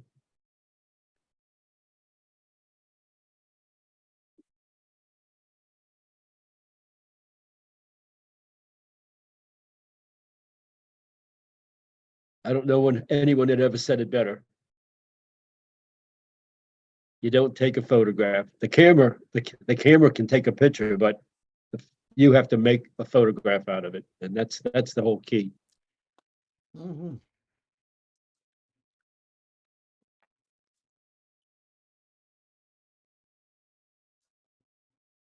Yay. As they say in Boy Scouts, a big hand. Yeah, you can take the A screen round back. of applause. Yeah. A round of Right, applause. yeah. Oh, Now- thank you. That was Thank you. really good. Does anybody have any questions? You said something about finding you on Facebook, finding your personal page, or do you have a photography page? A personal page. Okay. I had a web page for ages, and the company that was hosting my web page closed up the business, and all of a sudden my web page went away, and I said, oh, I'm not going to rebuild and do this over again. So I didn't bother doing that. It's a lot of work. Yeah. But yeah, you can find me and go into photos, and under photos, there's albums, and you can see some of the images that I put in. I'm also a contributor to North Carolina Abandoned, along with many other areas. Infrared photography, black and white photography. They've used my images a number of times as cover images for a lot of these pages, and I'm also in the nature of orbs. That's another one. The nature of orbs is another good page to look at. Okay. Anybody got some questions or thoughts on what you've seen? I mean, what strikes me is that I don't think we do as a group. I don't think we do much post processing, or maybe as I could say as much exciting post processing as we could. And I'm just wondering how the members think, like Dick, we run a monthly photo contest, and I'm just wondering how the members would think, if images were really processed the way Dick does, how you would feel about them when you see them. I think it would be fun if there was, say, a third category for manipulated photos. Okay. Yeah, I That's wasn't something we sure can- how far we can manipulate it.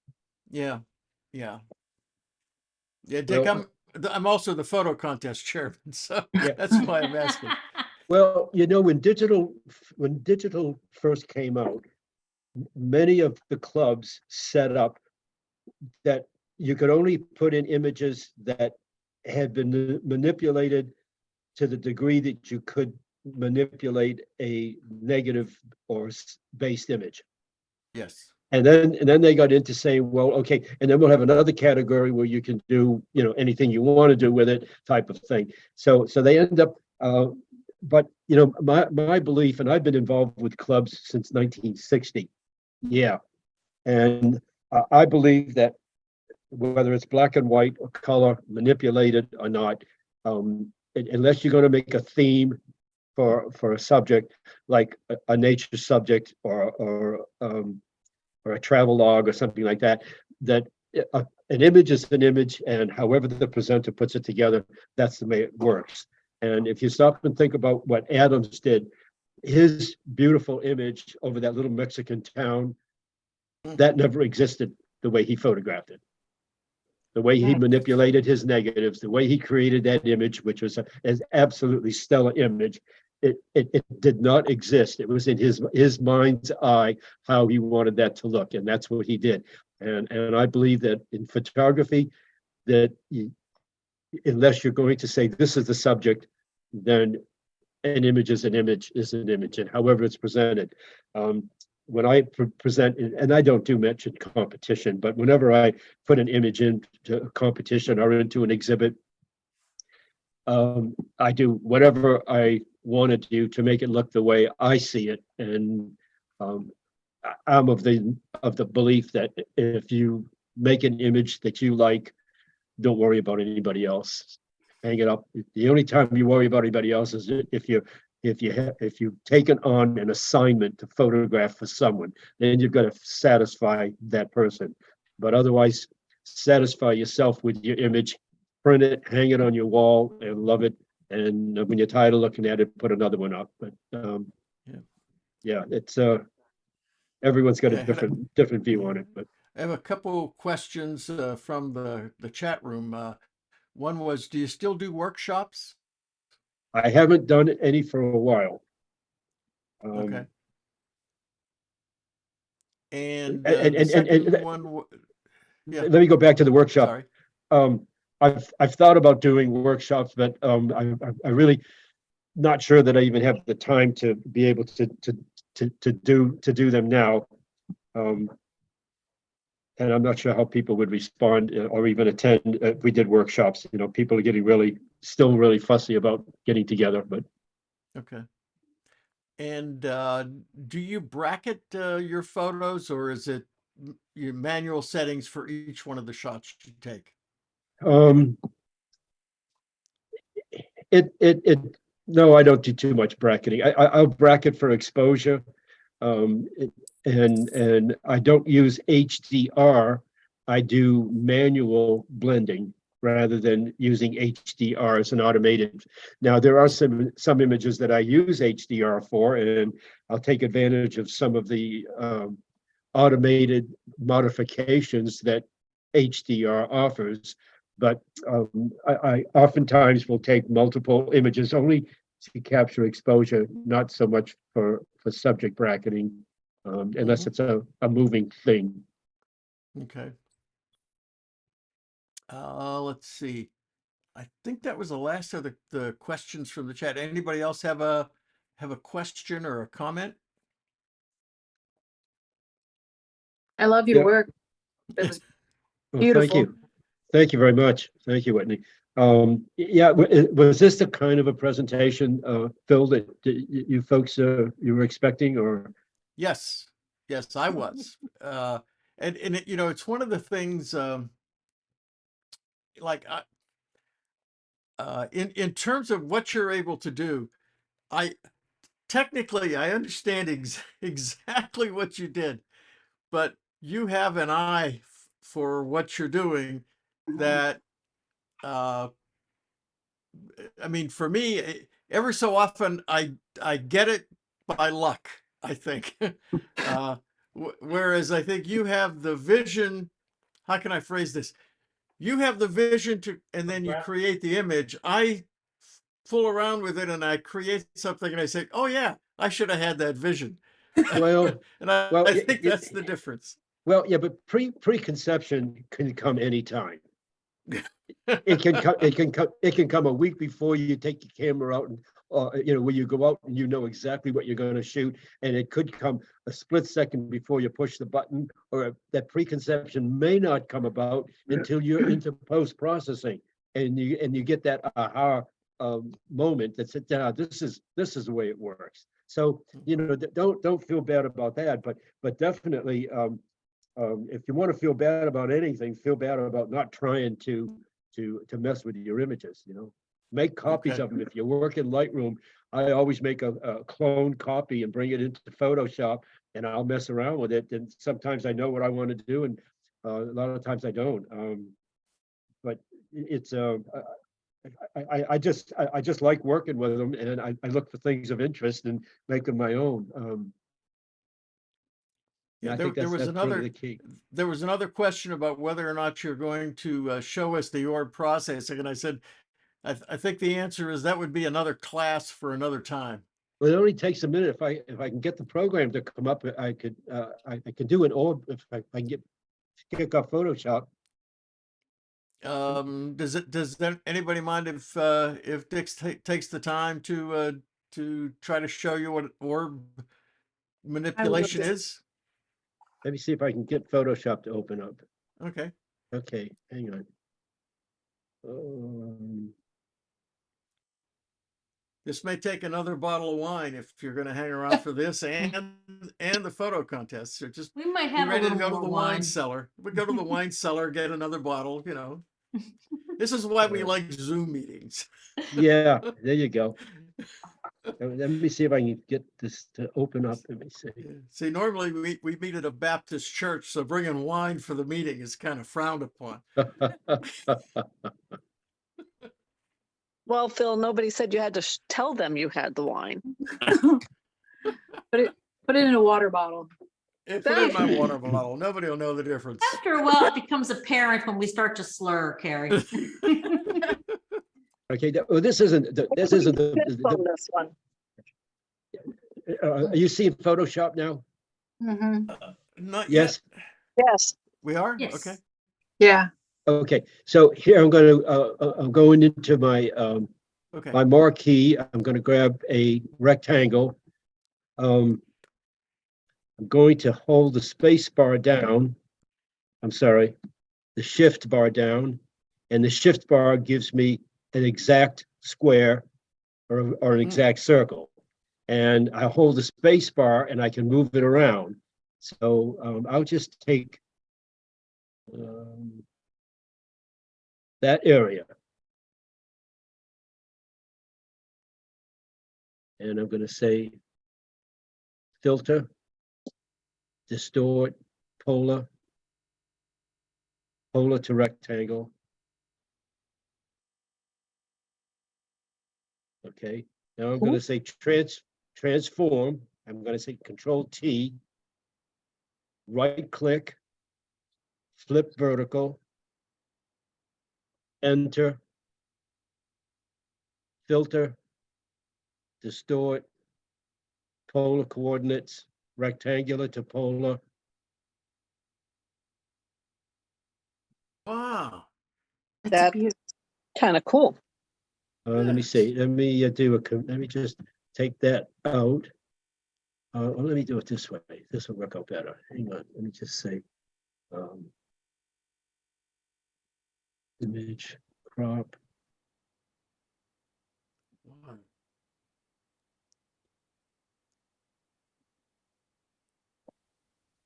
Sorry it took so long. That is cool. Yeah, that is really cool. Yeah, the nature of orbs is a Facebook page that's got some pretty interesting stuff in it. That might be one you'd enjoy looking at. Hey, Carrie, there you are. Thanks again for referring me to the group over this way. I hope you found this helpful. It was a great presentation. I got a lot of great ideas out of it. Great, thank you. Yes. So, Yes, so that was yeah. amazing. yeah, that's kind of a neat little thing that you can do. the, the one thing I regret is that I forgot to tell Jonathan about it and invite him to join. oh, I think he sat in on this program once. When I Okay. didn't look, I've done this program, by the way, for 2 international clubs and about 5 Carolina clubs. Mhm. And it's gone over pretty well. But the idea is, get people thinking about things they can do and, open up some new ground that you haven't gotten into. Yeah, hey, Dick, if we know of some other clubs that we think might be interested in your presentation, do you mind if we refer you to them? No, that'd be fine. Thank you. That Yeah, would be, I actually gave all your information to the Hampton Roads Digital Club as well. Yeah. Yeah, and we used to live up in Bowie, Maryland, and I'm friends with the president of the Bowie Crofton Camera Club, and I think they might be interested in your presentation as well. It was very good, very informative, and really interesting. you see, here's an orb. This image right here. This Yep. is an orb of the front end of a 1937 Bugatti. Oh, There's the wow. Bugatti symbol and there's the Yeah. headlights. Yeah. So you really never know what you're gonna get until you get it, right? That's true. Now, now I'll be truthful with you. When this one was originally created, it was not.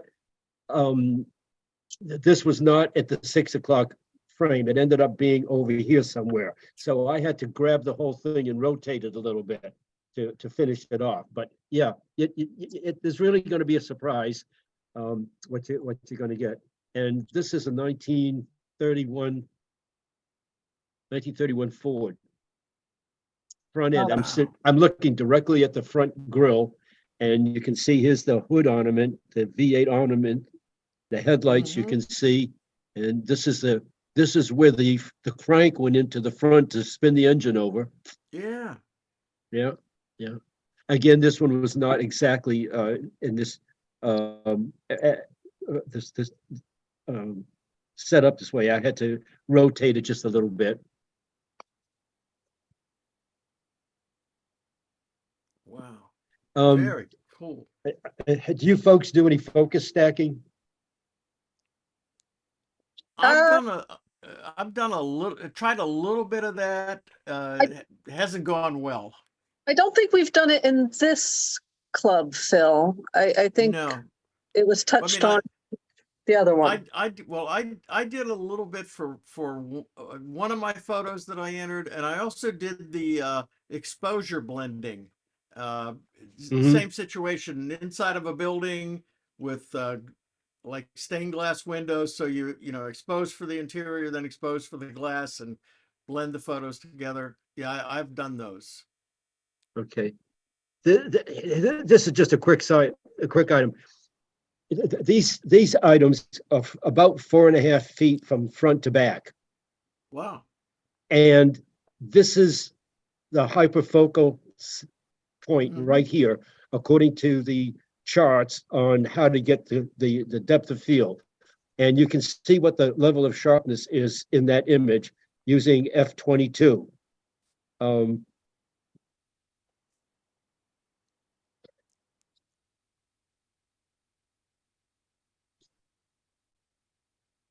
This is that same image done with focus stacking.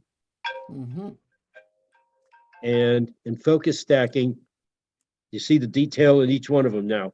You didn't have Yes. that detail because in the focus stacking, each one of these was photographed individually, and then it was stacked together so that I had 4 sharp images that ended up all at one shot together because each one was focused on individually rather than using the hyperfocal setting.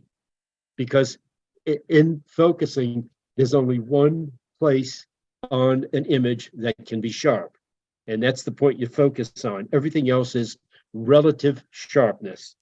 And when the relative sharpness goes beyond a certain degree, then it's no longer in the quote depth of field, and therefore it is not sharp. But in this case, every one of these is equally sharp because each one was focused on individually and then it was stacked.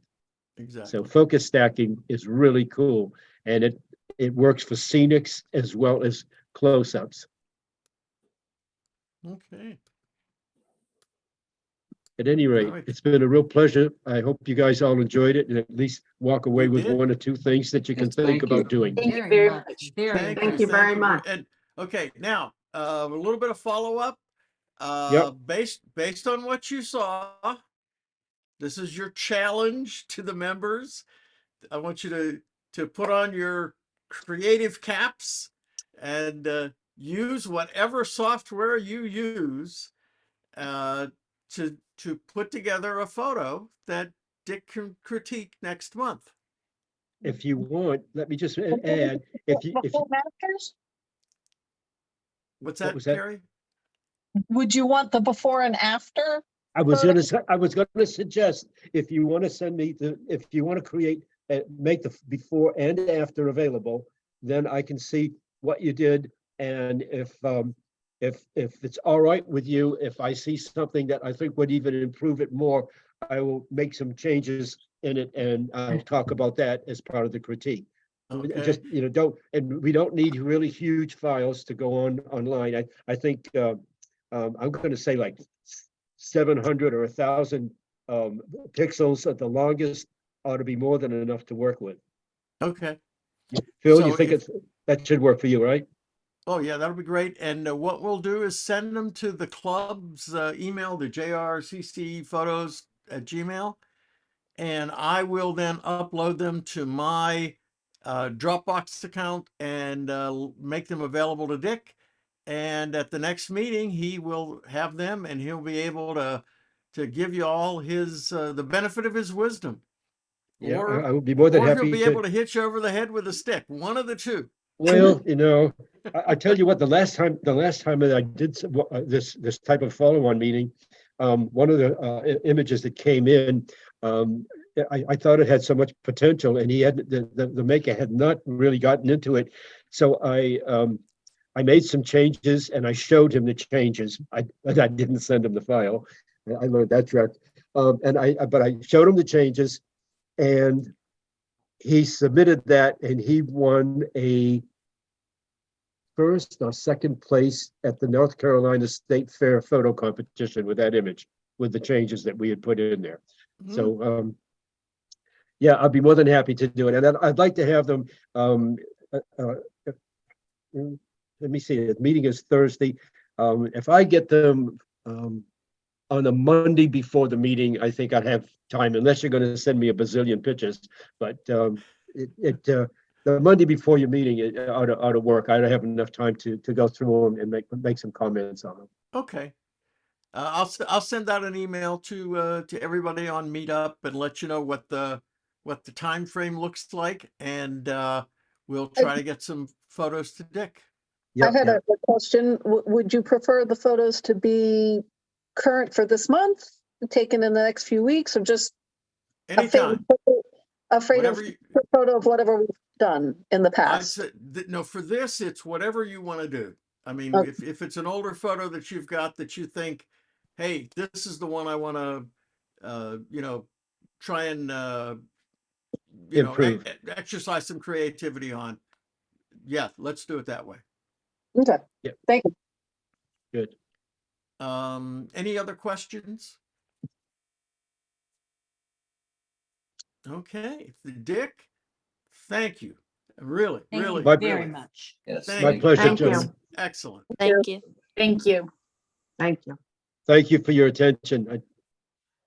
Appreciate it. And we'll be in touch and we'll coordinate the submissions and all that other stuff. Thanks. Okay, Phil. Pleasure meeting you Okay. all. Have a great week, You and as well. we'll look forward to seeing you next month. All right. Thank you. Take care. Yep. All right. Okay. Well, everybody, I think we might have learned something tonight. It was very informative. Yeah, Oh, yeah, very he's- good. Yeah, I mean, I don't want to, make his ears burn. I think he's still listening. But Yeah. man, he really, he knows. Okay, he's gone. I could be blunt. He knows his shit. So I don't That- think he would have minded that. I don't think he would have gotten. Oh, Jesus, God Almighty, that was good. He's really good. I wish I could edit photos half as well as he does. That's all I'm going to say. Well, speaking of good photos, how about that for a segue? That was impressive, Segue. babe. Speaking of good photos, who'd like to see this month's photo contest? I Yay. would. Say, yay, photo contest. Yay.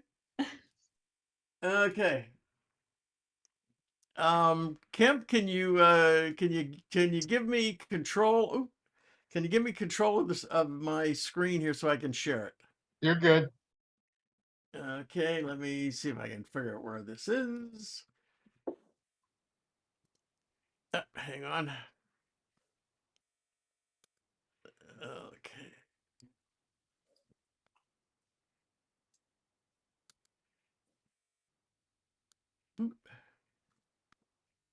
Okay, can everybody see that? Yes. Yep. All right. Hallelujah, Hollywood. Technology works. Okay, here we go. James River Camera Club. Oop. And we're dancing to the camera club here. Okay. Oh, darn it. Okay. Here's our this month contest: birds, animals, wildlife. And I'm disappointed, guys. When I said wildlife, I did not get any fraternity or sorority party photographs. I'm very disappointed. I was really hoping for the good stuff. So these are our theme entries. First one was Adams. Oh, Thank you, Adam. Can you make that larger? Or is that my, or That's is it about my screen? I think Looks it like- must be your screen. It's full screen on mine. Okay. let's It's see. real tiny on our. Yeah, it's on screen. my. yeah, it's not big on mine either. Really? That Really? looks like a thumbnail, yeah. Really? Okay, let me try. There you go. That's That's better. better. That's Better? better. Wait, really? Maximize it. Yeah, no, Okay, yeah, hang no. on, hang on. Just give me a second here, crew. And okay, let me. How's that? Yes. There you go. That's good. Better. Okay, that's Adams. Next one is Kemp. Oh, that's nice. Beautiful shot, Kemp. Thank you. Where'd you take that? That was at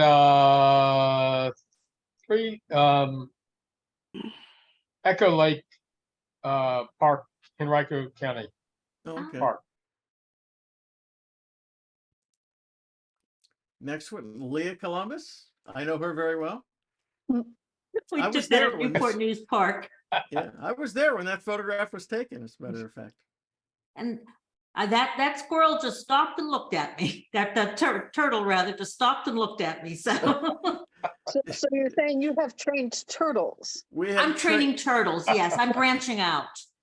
I'm gonna let Chan keep the squirrels. I'm gonna go with turtles. Okay, this I is do like that. Kylie. Okay, we need to hear the story, Kylie. Kaylee, tell them how. Kylie. Okay, so I was in the kitchen at my grandpa's house, and we were like discussing on what do you think we should do? And I was like, why don't I do a country ham biscuit? So they always have those in Smithfield, and those are always really good. And in the saying it's still an animal, it didn't say it had to be alive. And you were right. With you on that. Well, you know what? When that one came in, I said, "That's a great shot," because that's before what I it is. forget, I think a theme for a contest going forward should be humor or such, because this one really made me laugh. I thought this was, I Yes. agree. This was cool. Well, I told her, I said, Kaylee, I said, because I had a picture. I had my picture because I'd taken it earlier. And I said, you really have to get a picture of, wildlife, animals, or a bird. And that's when she said, Pawpaw, she says, we can go get a ham biscuit. That used to be an animal. Exactly. I'm not gonna disagree. I Good thought the imagination. concept was great. I actually Good. really liked the concept of this one. I Yes. did too. Good choice. And also for everybody else, well executed. Yes. I mean, you look, she picked a nice background that that made the image pop out from the background. I mean, well executed, technically very, very well done. Thank you. But if those Uh, pigs knew where that ham came from, would they be smiling like They that? they wouldn't be smiling. Yes. The next one, Well, this was John Murphy's. Now, John had technical troubles tonight. He tried to log in, but he had audio problems. But No excuse. I'm on my phone. I don't want any excuses. yeah, but I expected a bird, but he surprised me with deer. That was surprising. This was mine. The turtles were just to the right of my dragonflies. This was Newport News Park. This was Chan's. And where was this taken, Chan? This is a tawny eagle, and this was in Africa. And he sat on that tree branch there for a long time. And I had my camera set with bird detect on it and 25 frames per second setup. And I was waiting for him to take off, and he pooped. And then I knew he was going to take off soon. So I got him after he pooped. Good. I'm Jan, glad were it's you- after were and you- not during. I'm sorry, what? I'm glad it's after and not during. Yeah. That's always a warning. When they poop, they're getting ready to take off. I heard that somewhere. important safety tip. It's a beautiful, beautiful photograph. Beautiful Jan. shot, John. Hey, Jan, beautiful. Hey, Chan, Yeah. did you use the Pro Capture feature for that? No, because I was waiting too long for this darn bird to take off and poop first. Yeah. The next one is Laura's beautiful Oh. photograph. That's great. Oh, thank you. That was the Virginia Living Museum. Mm. We've never been there, and I ran through with my boys quickly before it was closing. And as we got up close to him, he started to yawn. I wasn't sure if he was yawning or angry, but I have a series of them as he opened them and opened his mouth and his fangs coming out and everything. That was pretty cool to see. Yeah. That's a It's cotton mouth. Yeah, well processed too. I mean, I sense that you used like a radio gradient over his face to like draw it out. No, No, really? no, that was just with my, I can't remember if I used a 50 or 200. Mhm. No, the only thing I did, it was the background, the lighter color had gone straight up, so I just brought the dark down a little bit more, but no, that was just the way I focused. Wow, beautiful shot. Well Thank you. done. Thank you. This was from Steve Lefebvre. Ah, And this was Marie's photo. Where'd you manage to catch this guy? Your backyard? My backyard, yeah, mama's feeding the babies. There's a little bug in her beak. I mean, Mhm. yeah. Yeah. Beautiful shot. I really love the way the bird is like pulled away from the background. That's really well done. Thank you. And this was Tom's. And Tom actually in his email told me a story that this bird was stalking his wife or something like that. I can't remember exactly what he It said. was just a runaway parakeet. It landed on my wife's truck, and I ran out the back door with the camera, got her picture before it took off about 10 minutes later. Don't know whose parakeet's lost, but it stopped by for a visit. Oh, wow, I think thought it was your pet. Yeah, it's not Someone's like pet. Chan who has his own squirrels, you know. But I also love the reflection. The reflection is really, really good. Really adds a lot to the photo. Thank you, Tom. Yeah. And this is Phyllis can't be here tonight. She's got another meeting, but this is a really, really nice photo that she took. Really sharp. And this is Mari. Mari, this is really creative. I really like that. You know, I saw it coming. This is down in Corolla in the Nags Head area. Yep. And my wife and I had our 40th wedding anniversary back in May. And so we went on this thing and I just saw this horse and I saw this house and I'm like, there's no way that that horse is going to be framed in that porch like that. But it was. So yeah, I kind of got the giggles myself when I saw how it turned out. Beautiful shot. Absolutely gorgeous. And lastly, this is Carrie's just before she became known as Carrie Hook. The wonder of the zoom lens, though. All the trips I've taken down to Florida for work, this was just this March, I think it was. I'd have to double check. This is the first time I'd seen any alligators. All the trips I've taken, I think you see them all the time, but no, this was taken at Merritt Island. They have a drive that's like a 6 or 7 mile drive that it's a 1 lane, 1 way, and pretty much you're creeping along at 3 miles an hour, and everybody knows that you see the cameras just whip out the car window. Mhm. And for whatever reason, this day there were gators everywhere. Yep.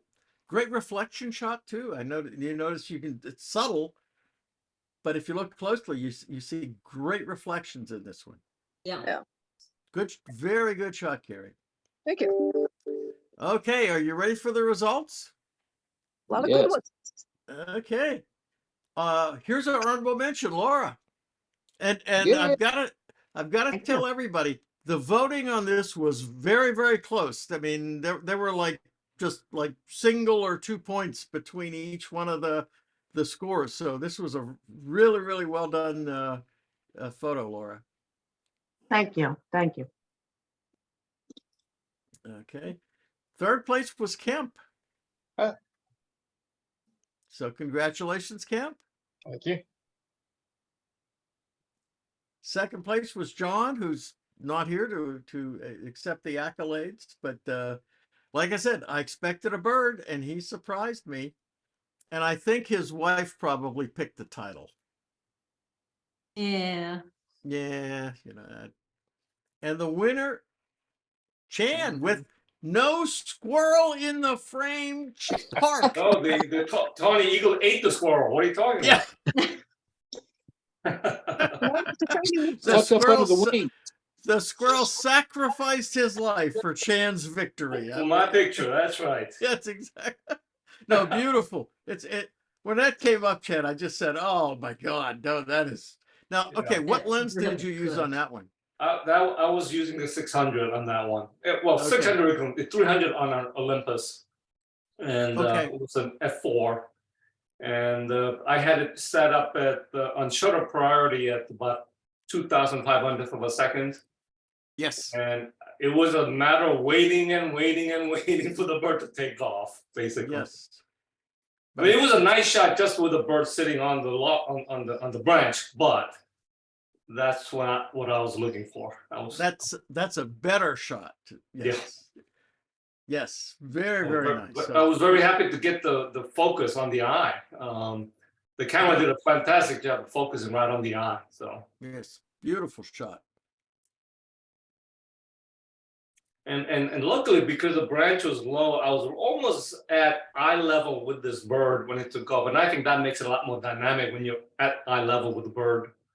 And because again, I'm at eye level, I'm also got the background completely, out of focus, which is nice.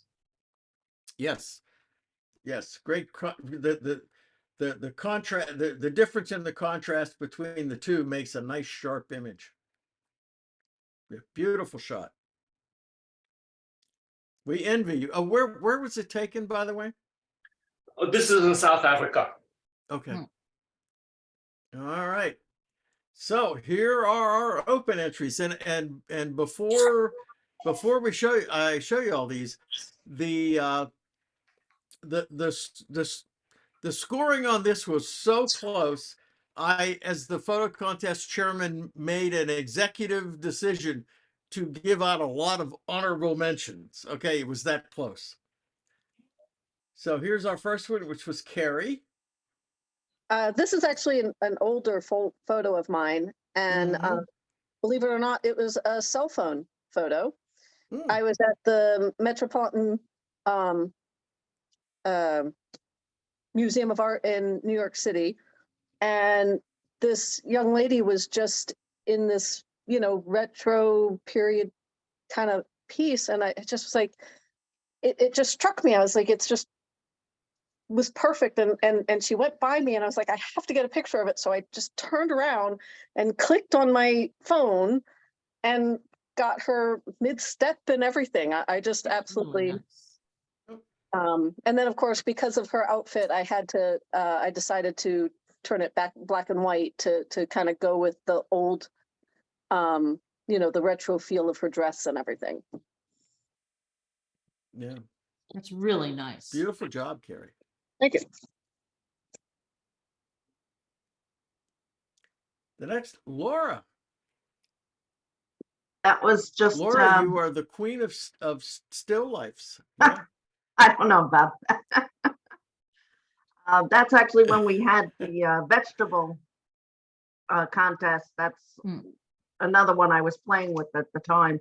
But that's just shot on a box with Hi, David. trifold black behind me in my front door with the light coming in. Yep. Adam, did you have a comment? No. The No. lighting Okay. came really well on that. Yeah, Thank that's you. really sharp. Yeah, how Thank did you. Yeah, like that I was happy with that. And it's funny, it was just my front door with the light coming in. Yep. Oh, Whatever. cool. The next one is Adam. Where was this taken, Adam? It was taken at a park in Pocosin. Oh, okay. Very cool. Like that. Self-portraits are always interesting. This is John's. This is a Fresnel. The Fresnel.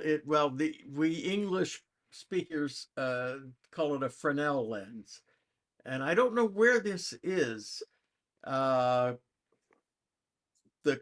There is one at the Mariners Museum. This could be at the Mariners. I don't know. No, Mariners But didn't. it's a very crisp and is it? Could be, but yeah.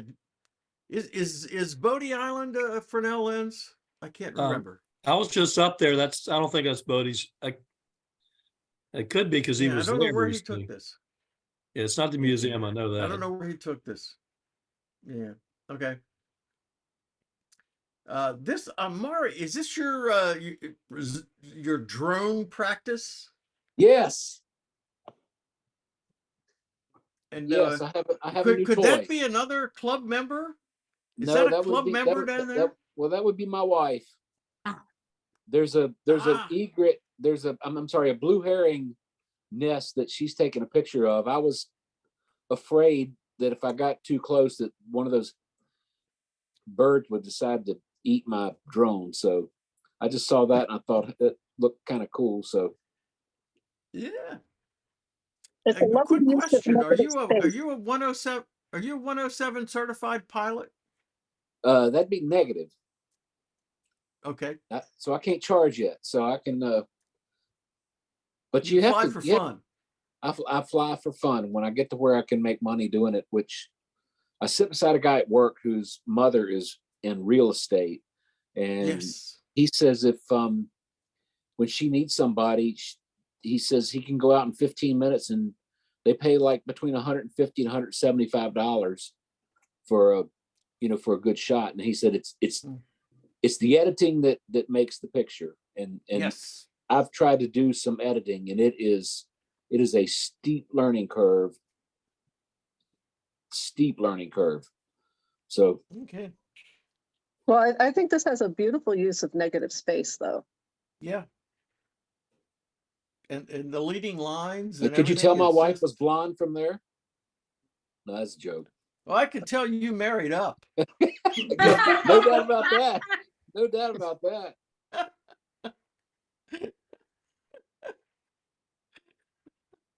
A good shot, Maury. Thank you. Next, Maria. Okay, everybody, you got to look at the title. I mean, I saw this, I laughed. I thought this was hilarious. Like, That is really Nothing like nice. being photobombed, right? yeah. He's standing there like, okay, take my shot. I'm ready. And then, hi there. I love it. That's a nice one, Marie. Thank you. That was good. That one Okay. was really good. I Talk to you like later, that. Dawn. All right, bye. Okay, this was Tom's. Hmm. Any pithy comments, Tom? I just down in Sandy Bottom, we were shooting macro one Saturday morning and I Mhm. wasn't finding any butterflies, but I was down in the weeds and saw this fly on the other side of the plant with a light coming through the leaf. So I just sort of liked it. Yeah, I thought that was really creative. Well done. Do you crop this a lot, or is this actually the size? It's pretty close to actual size. That's pretty good. I was shooting 60 millimeter macro when I shot Mm. this. Good shot. This is the lovely Leah Columbus. On the You want same day, to tell us about this one, babe? on the same day that we were taking pictures of the turtle, we decided to keep taking pictures and trying out some things with the macro. We hadn't made the photo walk that you were on, Tom, but we decided to give it a shot. And I saw this leaf and I just really thought it was a cool looking leaf. So we said, well, let's see if we can get close and shoot it with a macro and see how it looks. And that's what we did. And of course, points to anybody that gets the musical reference in my title, but you have to be of a certain age to get it. You won't get it. Mamas and the papas. Oh, Yeah, mamas and Age is that? papas. Kaylee, if you get this, we'll give you 5 extra points on the next Yeah. photo contest. Yeah, you won't get my musical references, hon, but But nice shot, dear. Nice shot. Yeah. Mamas and the papas. She didn't know Stevie Wonder either, so I had to text her and tell her that he was Oh, blind. it's okay. I'm sorry. Oh, that's funny. I told the next him- one, the lovely and talented Chan Park. This is, of course, Bryce Canyon, and I visited Bryce Canyon in the winter this time, obviously. Yes. And to get to this spot, I had to wear snowshoes. Wow. We kidding. hiked on the rim for quite a while and got the shot. Beautiful Morning photo. sun, and I don't know, it was a beautiful scene. Beautiful. It's well and well done. Well done. There's a lot of this scene in focus. Now you didn't say.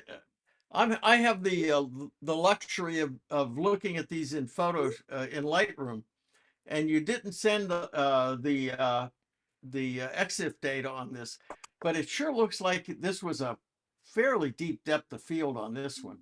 Yeah, just by playing with the f-stop, that's all it was. And you know, the scenery is far enough away that with an appropriate f-stop, you can get everything in focus. Okay. Beautiful shot though. No focus stacking. Yep. This was Steve Oh. LaFay's shot.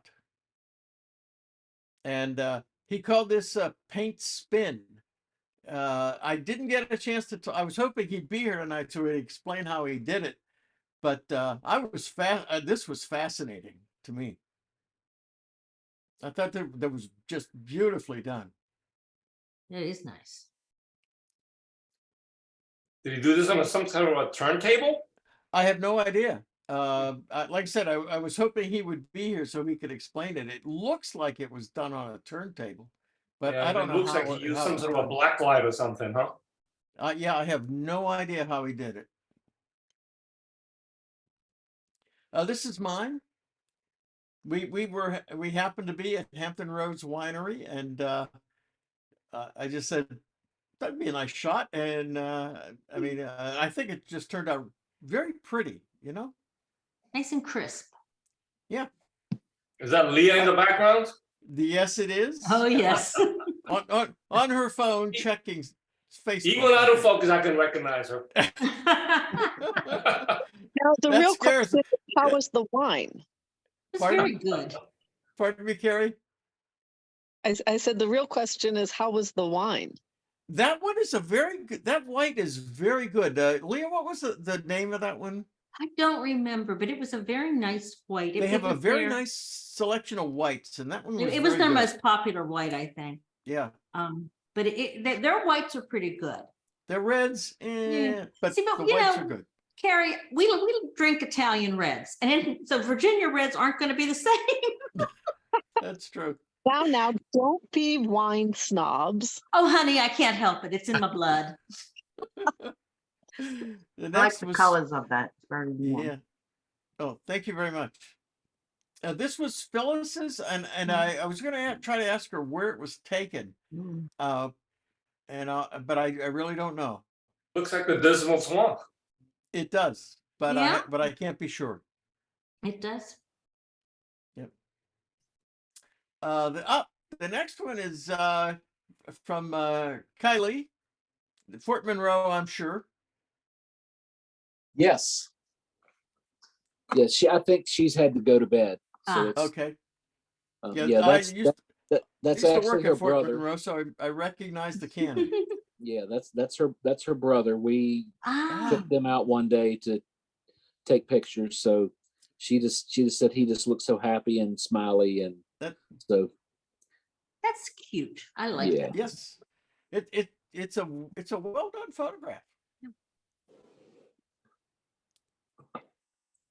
And the Oh. last is Kemp. That's a nice one. Beautiful shot, Kemp. Thank you. I was down in Daytona this past January at the Rolex 24-hour race there in Daytona, the sports car. Very nice. Really crisp. All right, so we're gonna go to the results. Okay? Ba-da-da-dum-bum-bum. Is everybody ready? Say yeah. Yeah. Close enough, guys. If Okay. you're ready, say F-stop. F-stop. Thank you, Leah. The first honorable mention was Kemp's. Thank you. Beautiful shot, Kemp. The next one was Laura's. Like I said, Thank you. I'll give you what happened was we had between first, second, third, and honorable mention. It was separated by like 3 points. So I said everybody's going to get recognized because I mean this was too Thank you. close. I like that one. Yes, well done. Like I say, Laura, your shots they're beautifully lit, Thank you. well composed, and crisp. I mean, Thank you. I'm Trying. very impressed. And then Steve, I thought this once again. I thought this was really, really, really good. Mm. Third place was John's on the Fresnel lens. And I think everybody probably voted for this because it was just so precise. I mean, when you look at that, that is just perfect. Mm. It's perfectly square, sharp. I mean, it's hard to criticize this on a technical level.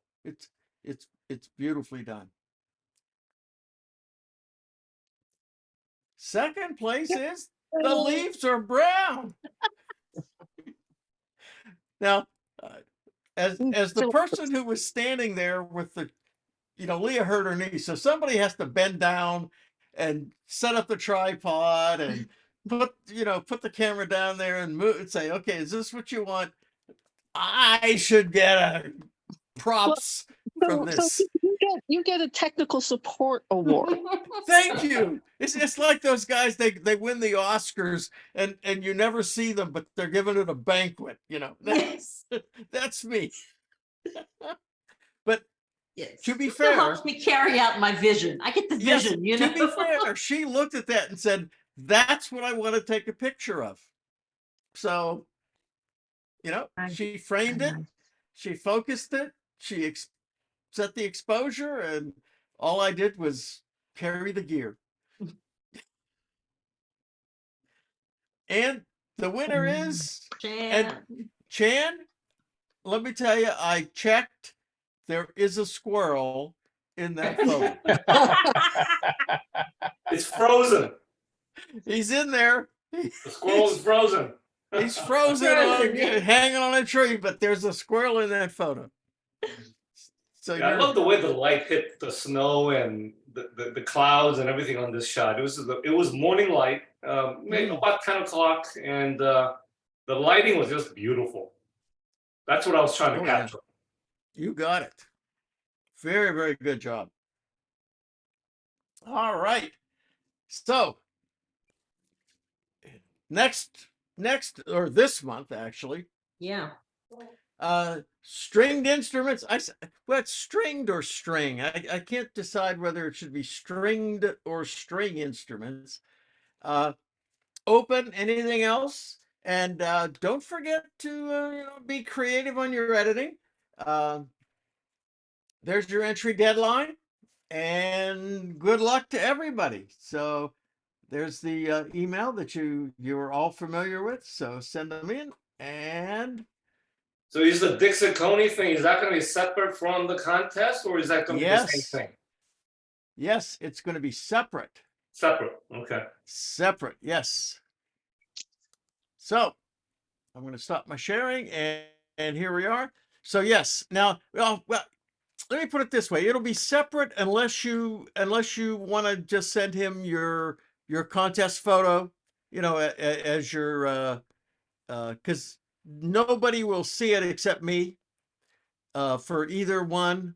So if you know what I mean, if you edit it and you want it to be sent to him, and you want to send your original and then the edited version, I'll send them off to him separately.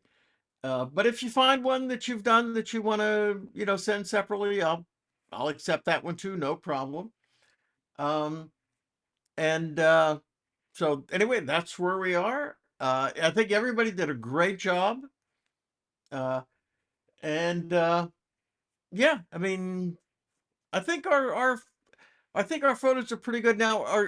Would you guys be interested in doing more sessions where we do like stuff that Dick was talking about, how you do layers and how you do masking and how you do curves and all that other fun stuff in applications like Lightroom and Photoshop and On One and other stuff. I'm not averse to putting together some classes. I'm not nearly at Dick's level of expertise, but if you want to, we can do some things on masking in Photoshop and how you modify photos in Photoshop. And I'd be more than willing to try to put that together. And if somebody else has something they'd like to present, I'd be more than willing to have somebody sign up and say, yeah, I'll give a class. It takes some time to put together, but it's not impossibly difficult if you want to do it. And like I said, I'm more than willing to put the time in. As Leah says, I have to keep busy, otherwise I'll turn into a real slug, even worse than I already am. So yeah, I'd be more than willing to do that. So what do you guys think? You want to see more of that? I would. I'm always interested in learning more about the, technical side. Okay, Mhm. Me too. I think that sounds good. okay. And I think a somebody lot of had, us feel pretty comfortable with Lightroom, but not as comfortable with Photoshop. So probably concentrating on Photoshop might be a good idea. okay. Anybody else? Same as him. I'm pretty good with Lightroom, but Photoshop makes my head spin. Yes, it does. I'm with you on that. Yeah, And just Photoshop. about everything he did with the layers and masking, you'd have a hard time doing that in Lightroom.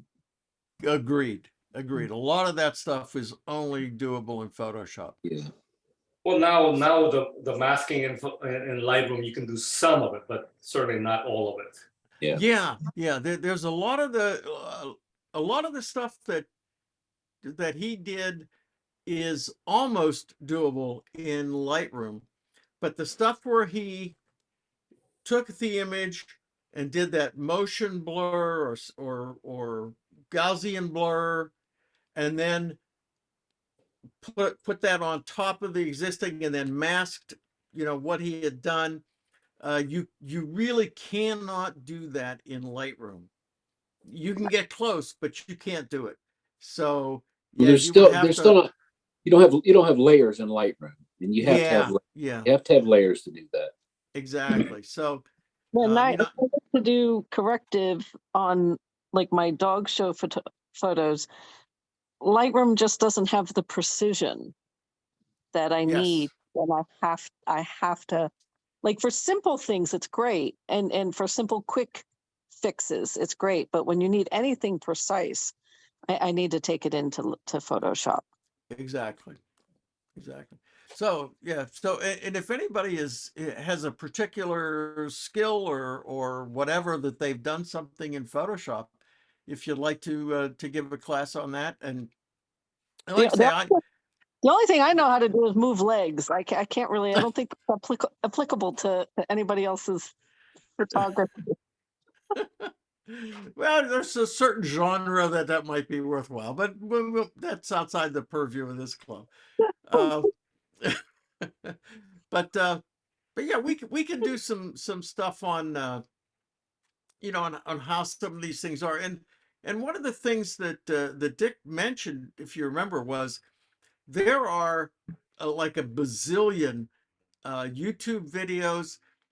Uh, for those of you that are interested, there are two resources that I'll provide, or I'll send out a note on this. But for those of you that are here, there's a website or a YouTube video site called Phlearn, and it's Phlearn. It's free, and the guy is Aaron Nace. He does a wonderful job explaining Photoshop. And the other one is an outfit called Pix, Pix, IMPERFECT,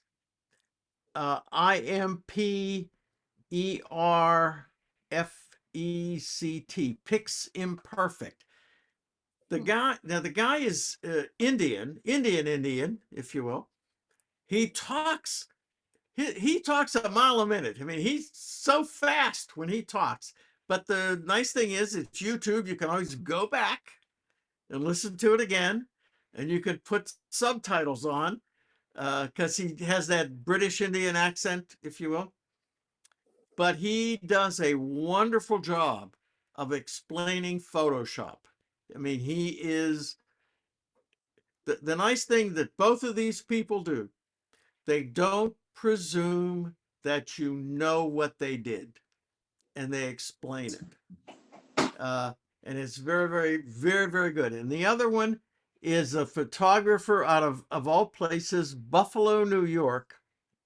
And his name is Anthony Morganti, Morganty, Anthony Morganti. He's got a series of Photoshop and Lightroom tutorials. And once again, He doesn't presume, and he doesn't think that you know something. He goes step by step by step and explains what he's doing and why. So if you want to know how to use Lightroom or Photoshop, these people are a very, very good starting point in the reference. So Yeah, every time there's a new version of the Lightroom or Photoshop come out, best to go to Morganti's sites. He explains Yes. everything really perfectly. he does. He's very, very good, very easy to understand. And I think you'll agree, Chan, he doesn't presume you know what he just Oh, did. agreed. Every step is explained. So anyway, so those are the ones, and like I say, I'd be more than willing to. I mean, I only know a little bit, but I'd be more than willing to go through like what layers are and how masking works and that sort of thing. Uh, and maybe at some future meeting we can talk about that. I got a couple things for the general good. Reminder again, would you please do my fill out the questionnaire that I put on Facebook, and take seriously take some time. Uh, I volunteered to do this, and I'm going to try to do my best. To make to do what we need to do. But if you've got suggestions on things we can do, I really need to know them. I'm limited intelligence. I can I can only process so much, and I need help. So let me know what you think we need to do. Um, and in the August meeting, maybe prior to it, I will send out some of the suggestions or the what have we done right, what have we done wrong, and what do we need to do. I'll send those out to you. If you have suggestions for photo walks, things we can do, events we can attend, please let me know. If you see something, the old, if you see something, say something. So for example, here's something I just noticed. Newport News has launched its Zoom In photo contest for 2023. Go to the Newport News Zoom In. You can Google it. They have a photo contest, $500 cash prize for the winner. Chan, trained squirrels are allowed. But the submission are open until October 13th. They're digital too, so you don't have to print and frame and all that other stuff. And this year's contest theme is breakthrough fun in Newport News. So they want the shots in Newport News. Anyone's invited, including visitors and city residents. And then there's a link on the site for the rules. By the way, you retain copyright if you submit a photo. They get the right to use the photo for promotions, but it's still your photograph. Some of those they have, when you submit a photo, we get the copyright. This one doesn't. Let's see. I had originally scheduled Ed Robinson to speak in October, but he is not available that date, and I've moved him to November. So you see that on the website. So we have an opening in October. If anybody has a topic that they would like to present, let me know. Otherwise, if you want, I can do a like a what are layers and what's masking and that sort of thing in Photoshop if you want. So either one of those two. November, we're going to have election of officers. And I may run for president again, but it may have to be coerced. You never know. Free bottle of wine would go a long way towards making me run again. Photo contest and I ordered and got the cards for the club, and next month we're gonna do both Zoom and in person. So we're gonna meet at the Temple Baptist Church, and we'll have Dick's follow on. And I'll pass out the cards then. Basically, it just says, James River Camera Club, the Facebook site, the meetup site, our email address for the club, and there's space on there if you want to write, your name or phone number or email, whatever. You can put that on the card, hand it to somebody, and say, email me if you want information, or just email this. And so if you run into somebody at an event and they've got a camera and you want to hand them a card and say, hey, I'm a member of this camera club, why don't you come out to a meeting? Check the website, and that's where we're meeting. That's the purpose. So I'll hand them out to everybody who wants them. And we're well over time. Anybody got any final thoughts, announcements, questions, comments, suggestions, or monetary gifts for the club president? Okay. Okay. gonna Failed happen, on that one babe. again. Failed again. But anyway. Anybody have anything for the good order and discipline of the organization? Thanks for all you do, Phil. Oh, thank you, Mark. Yes, thank you. All right. Thank you very much.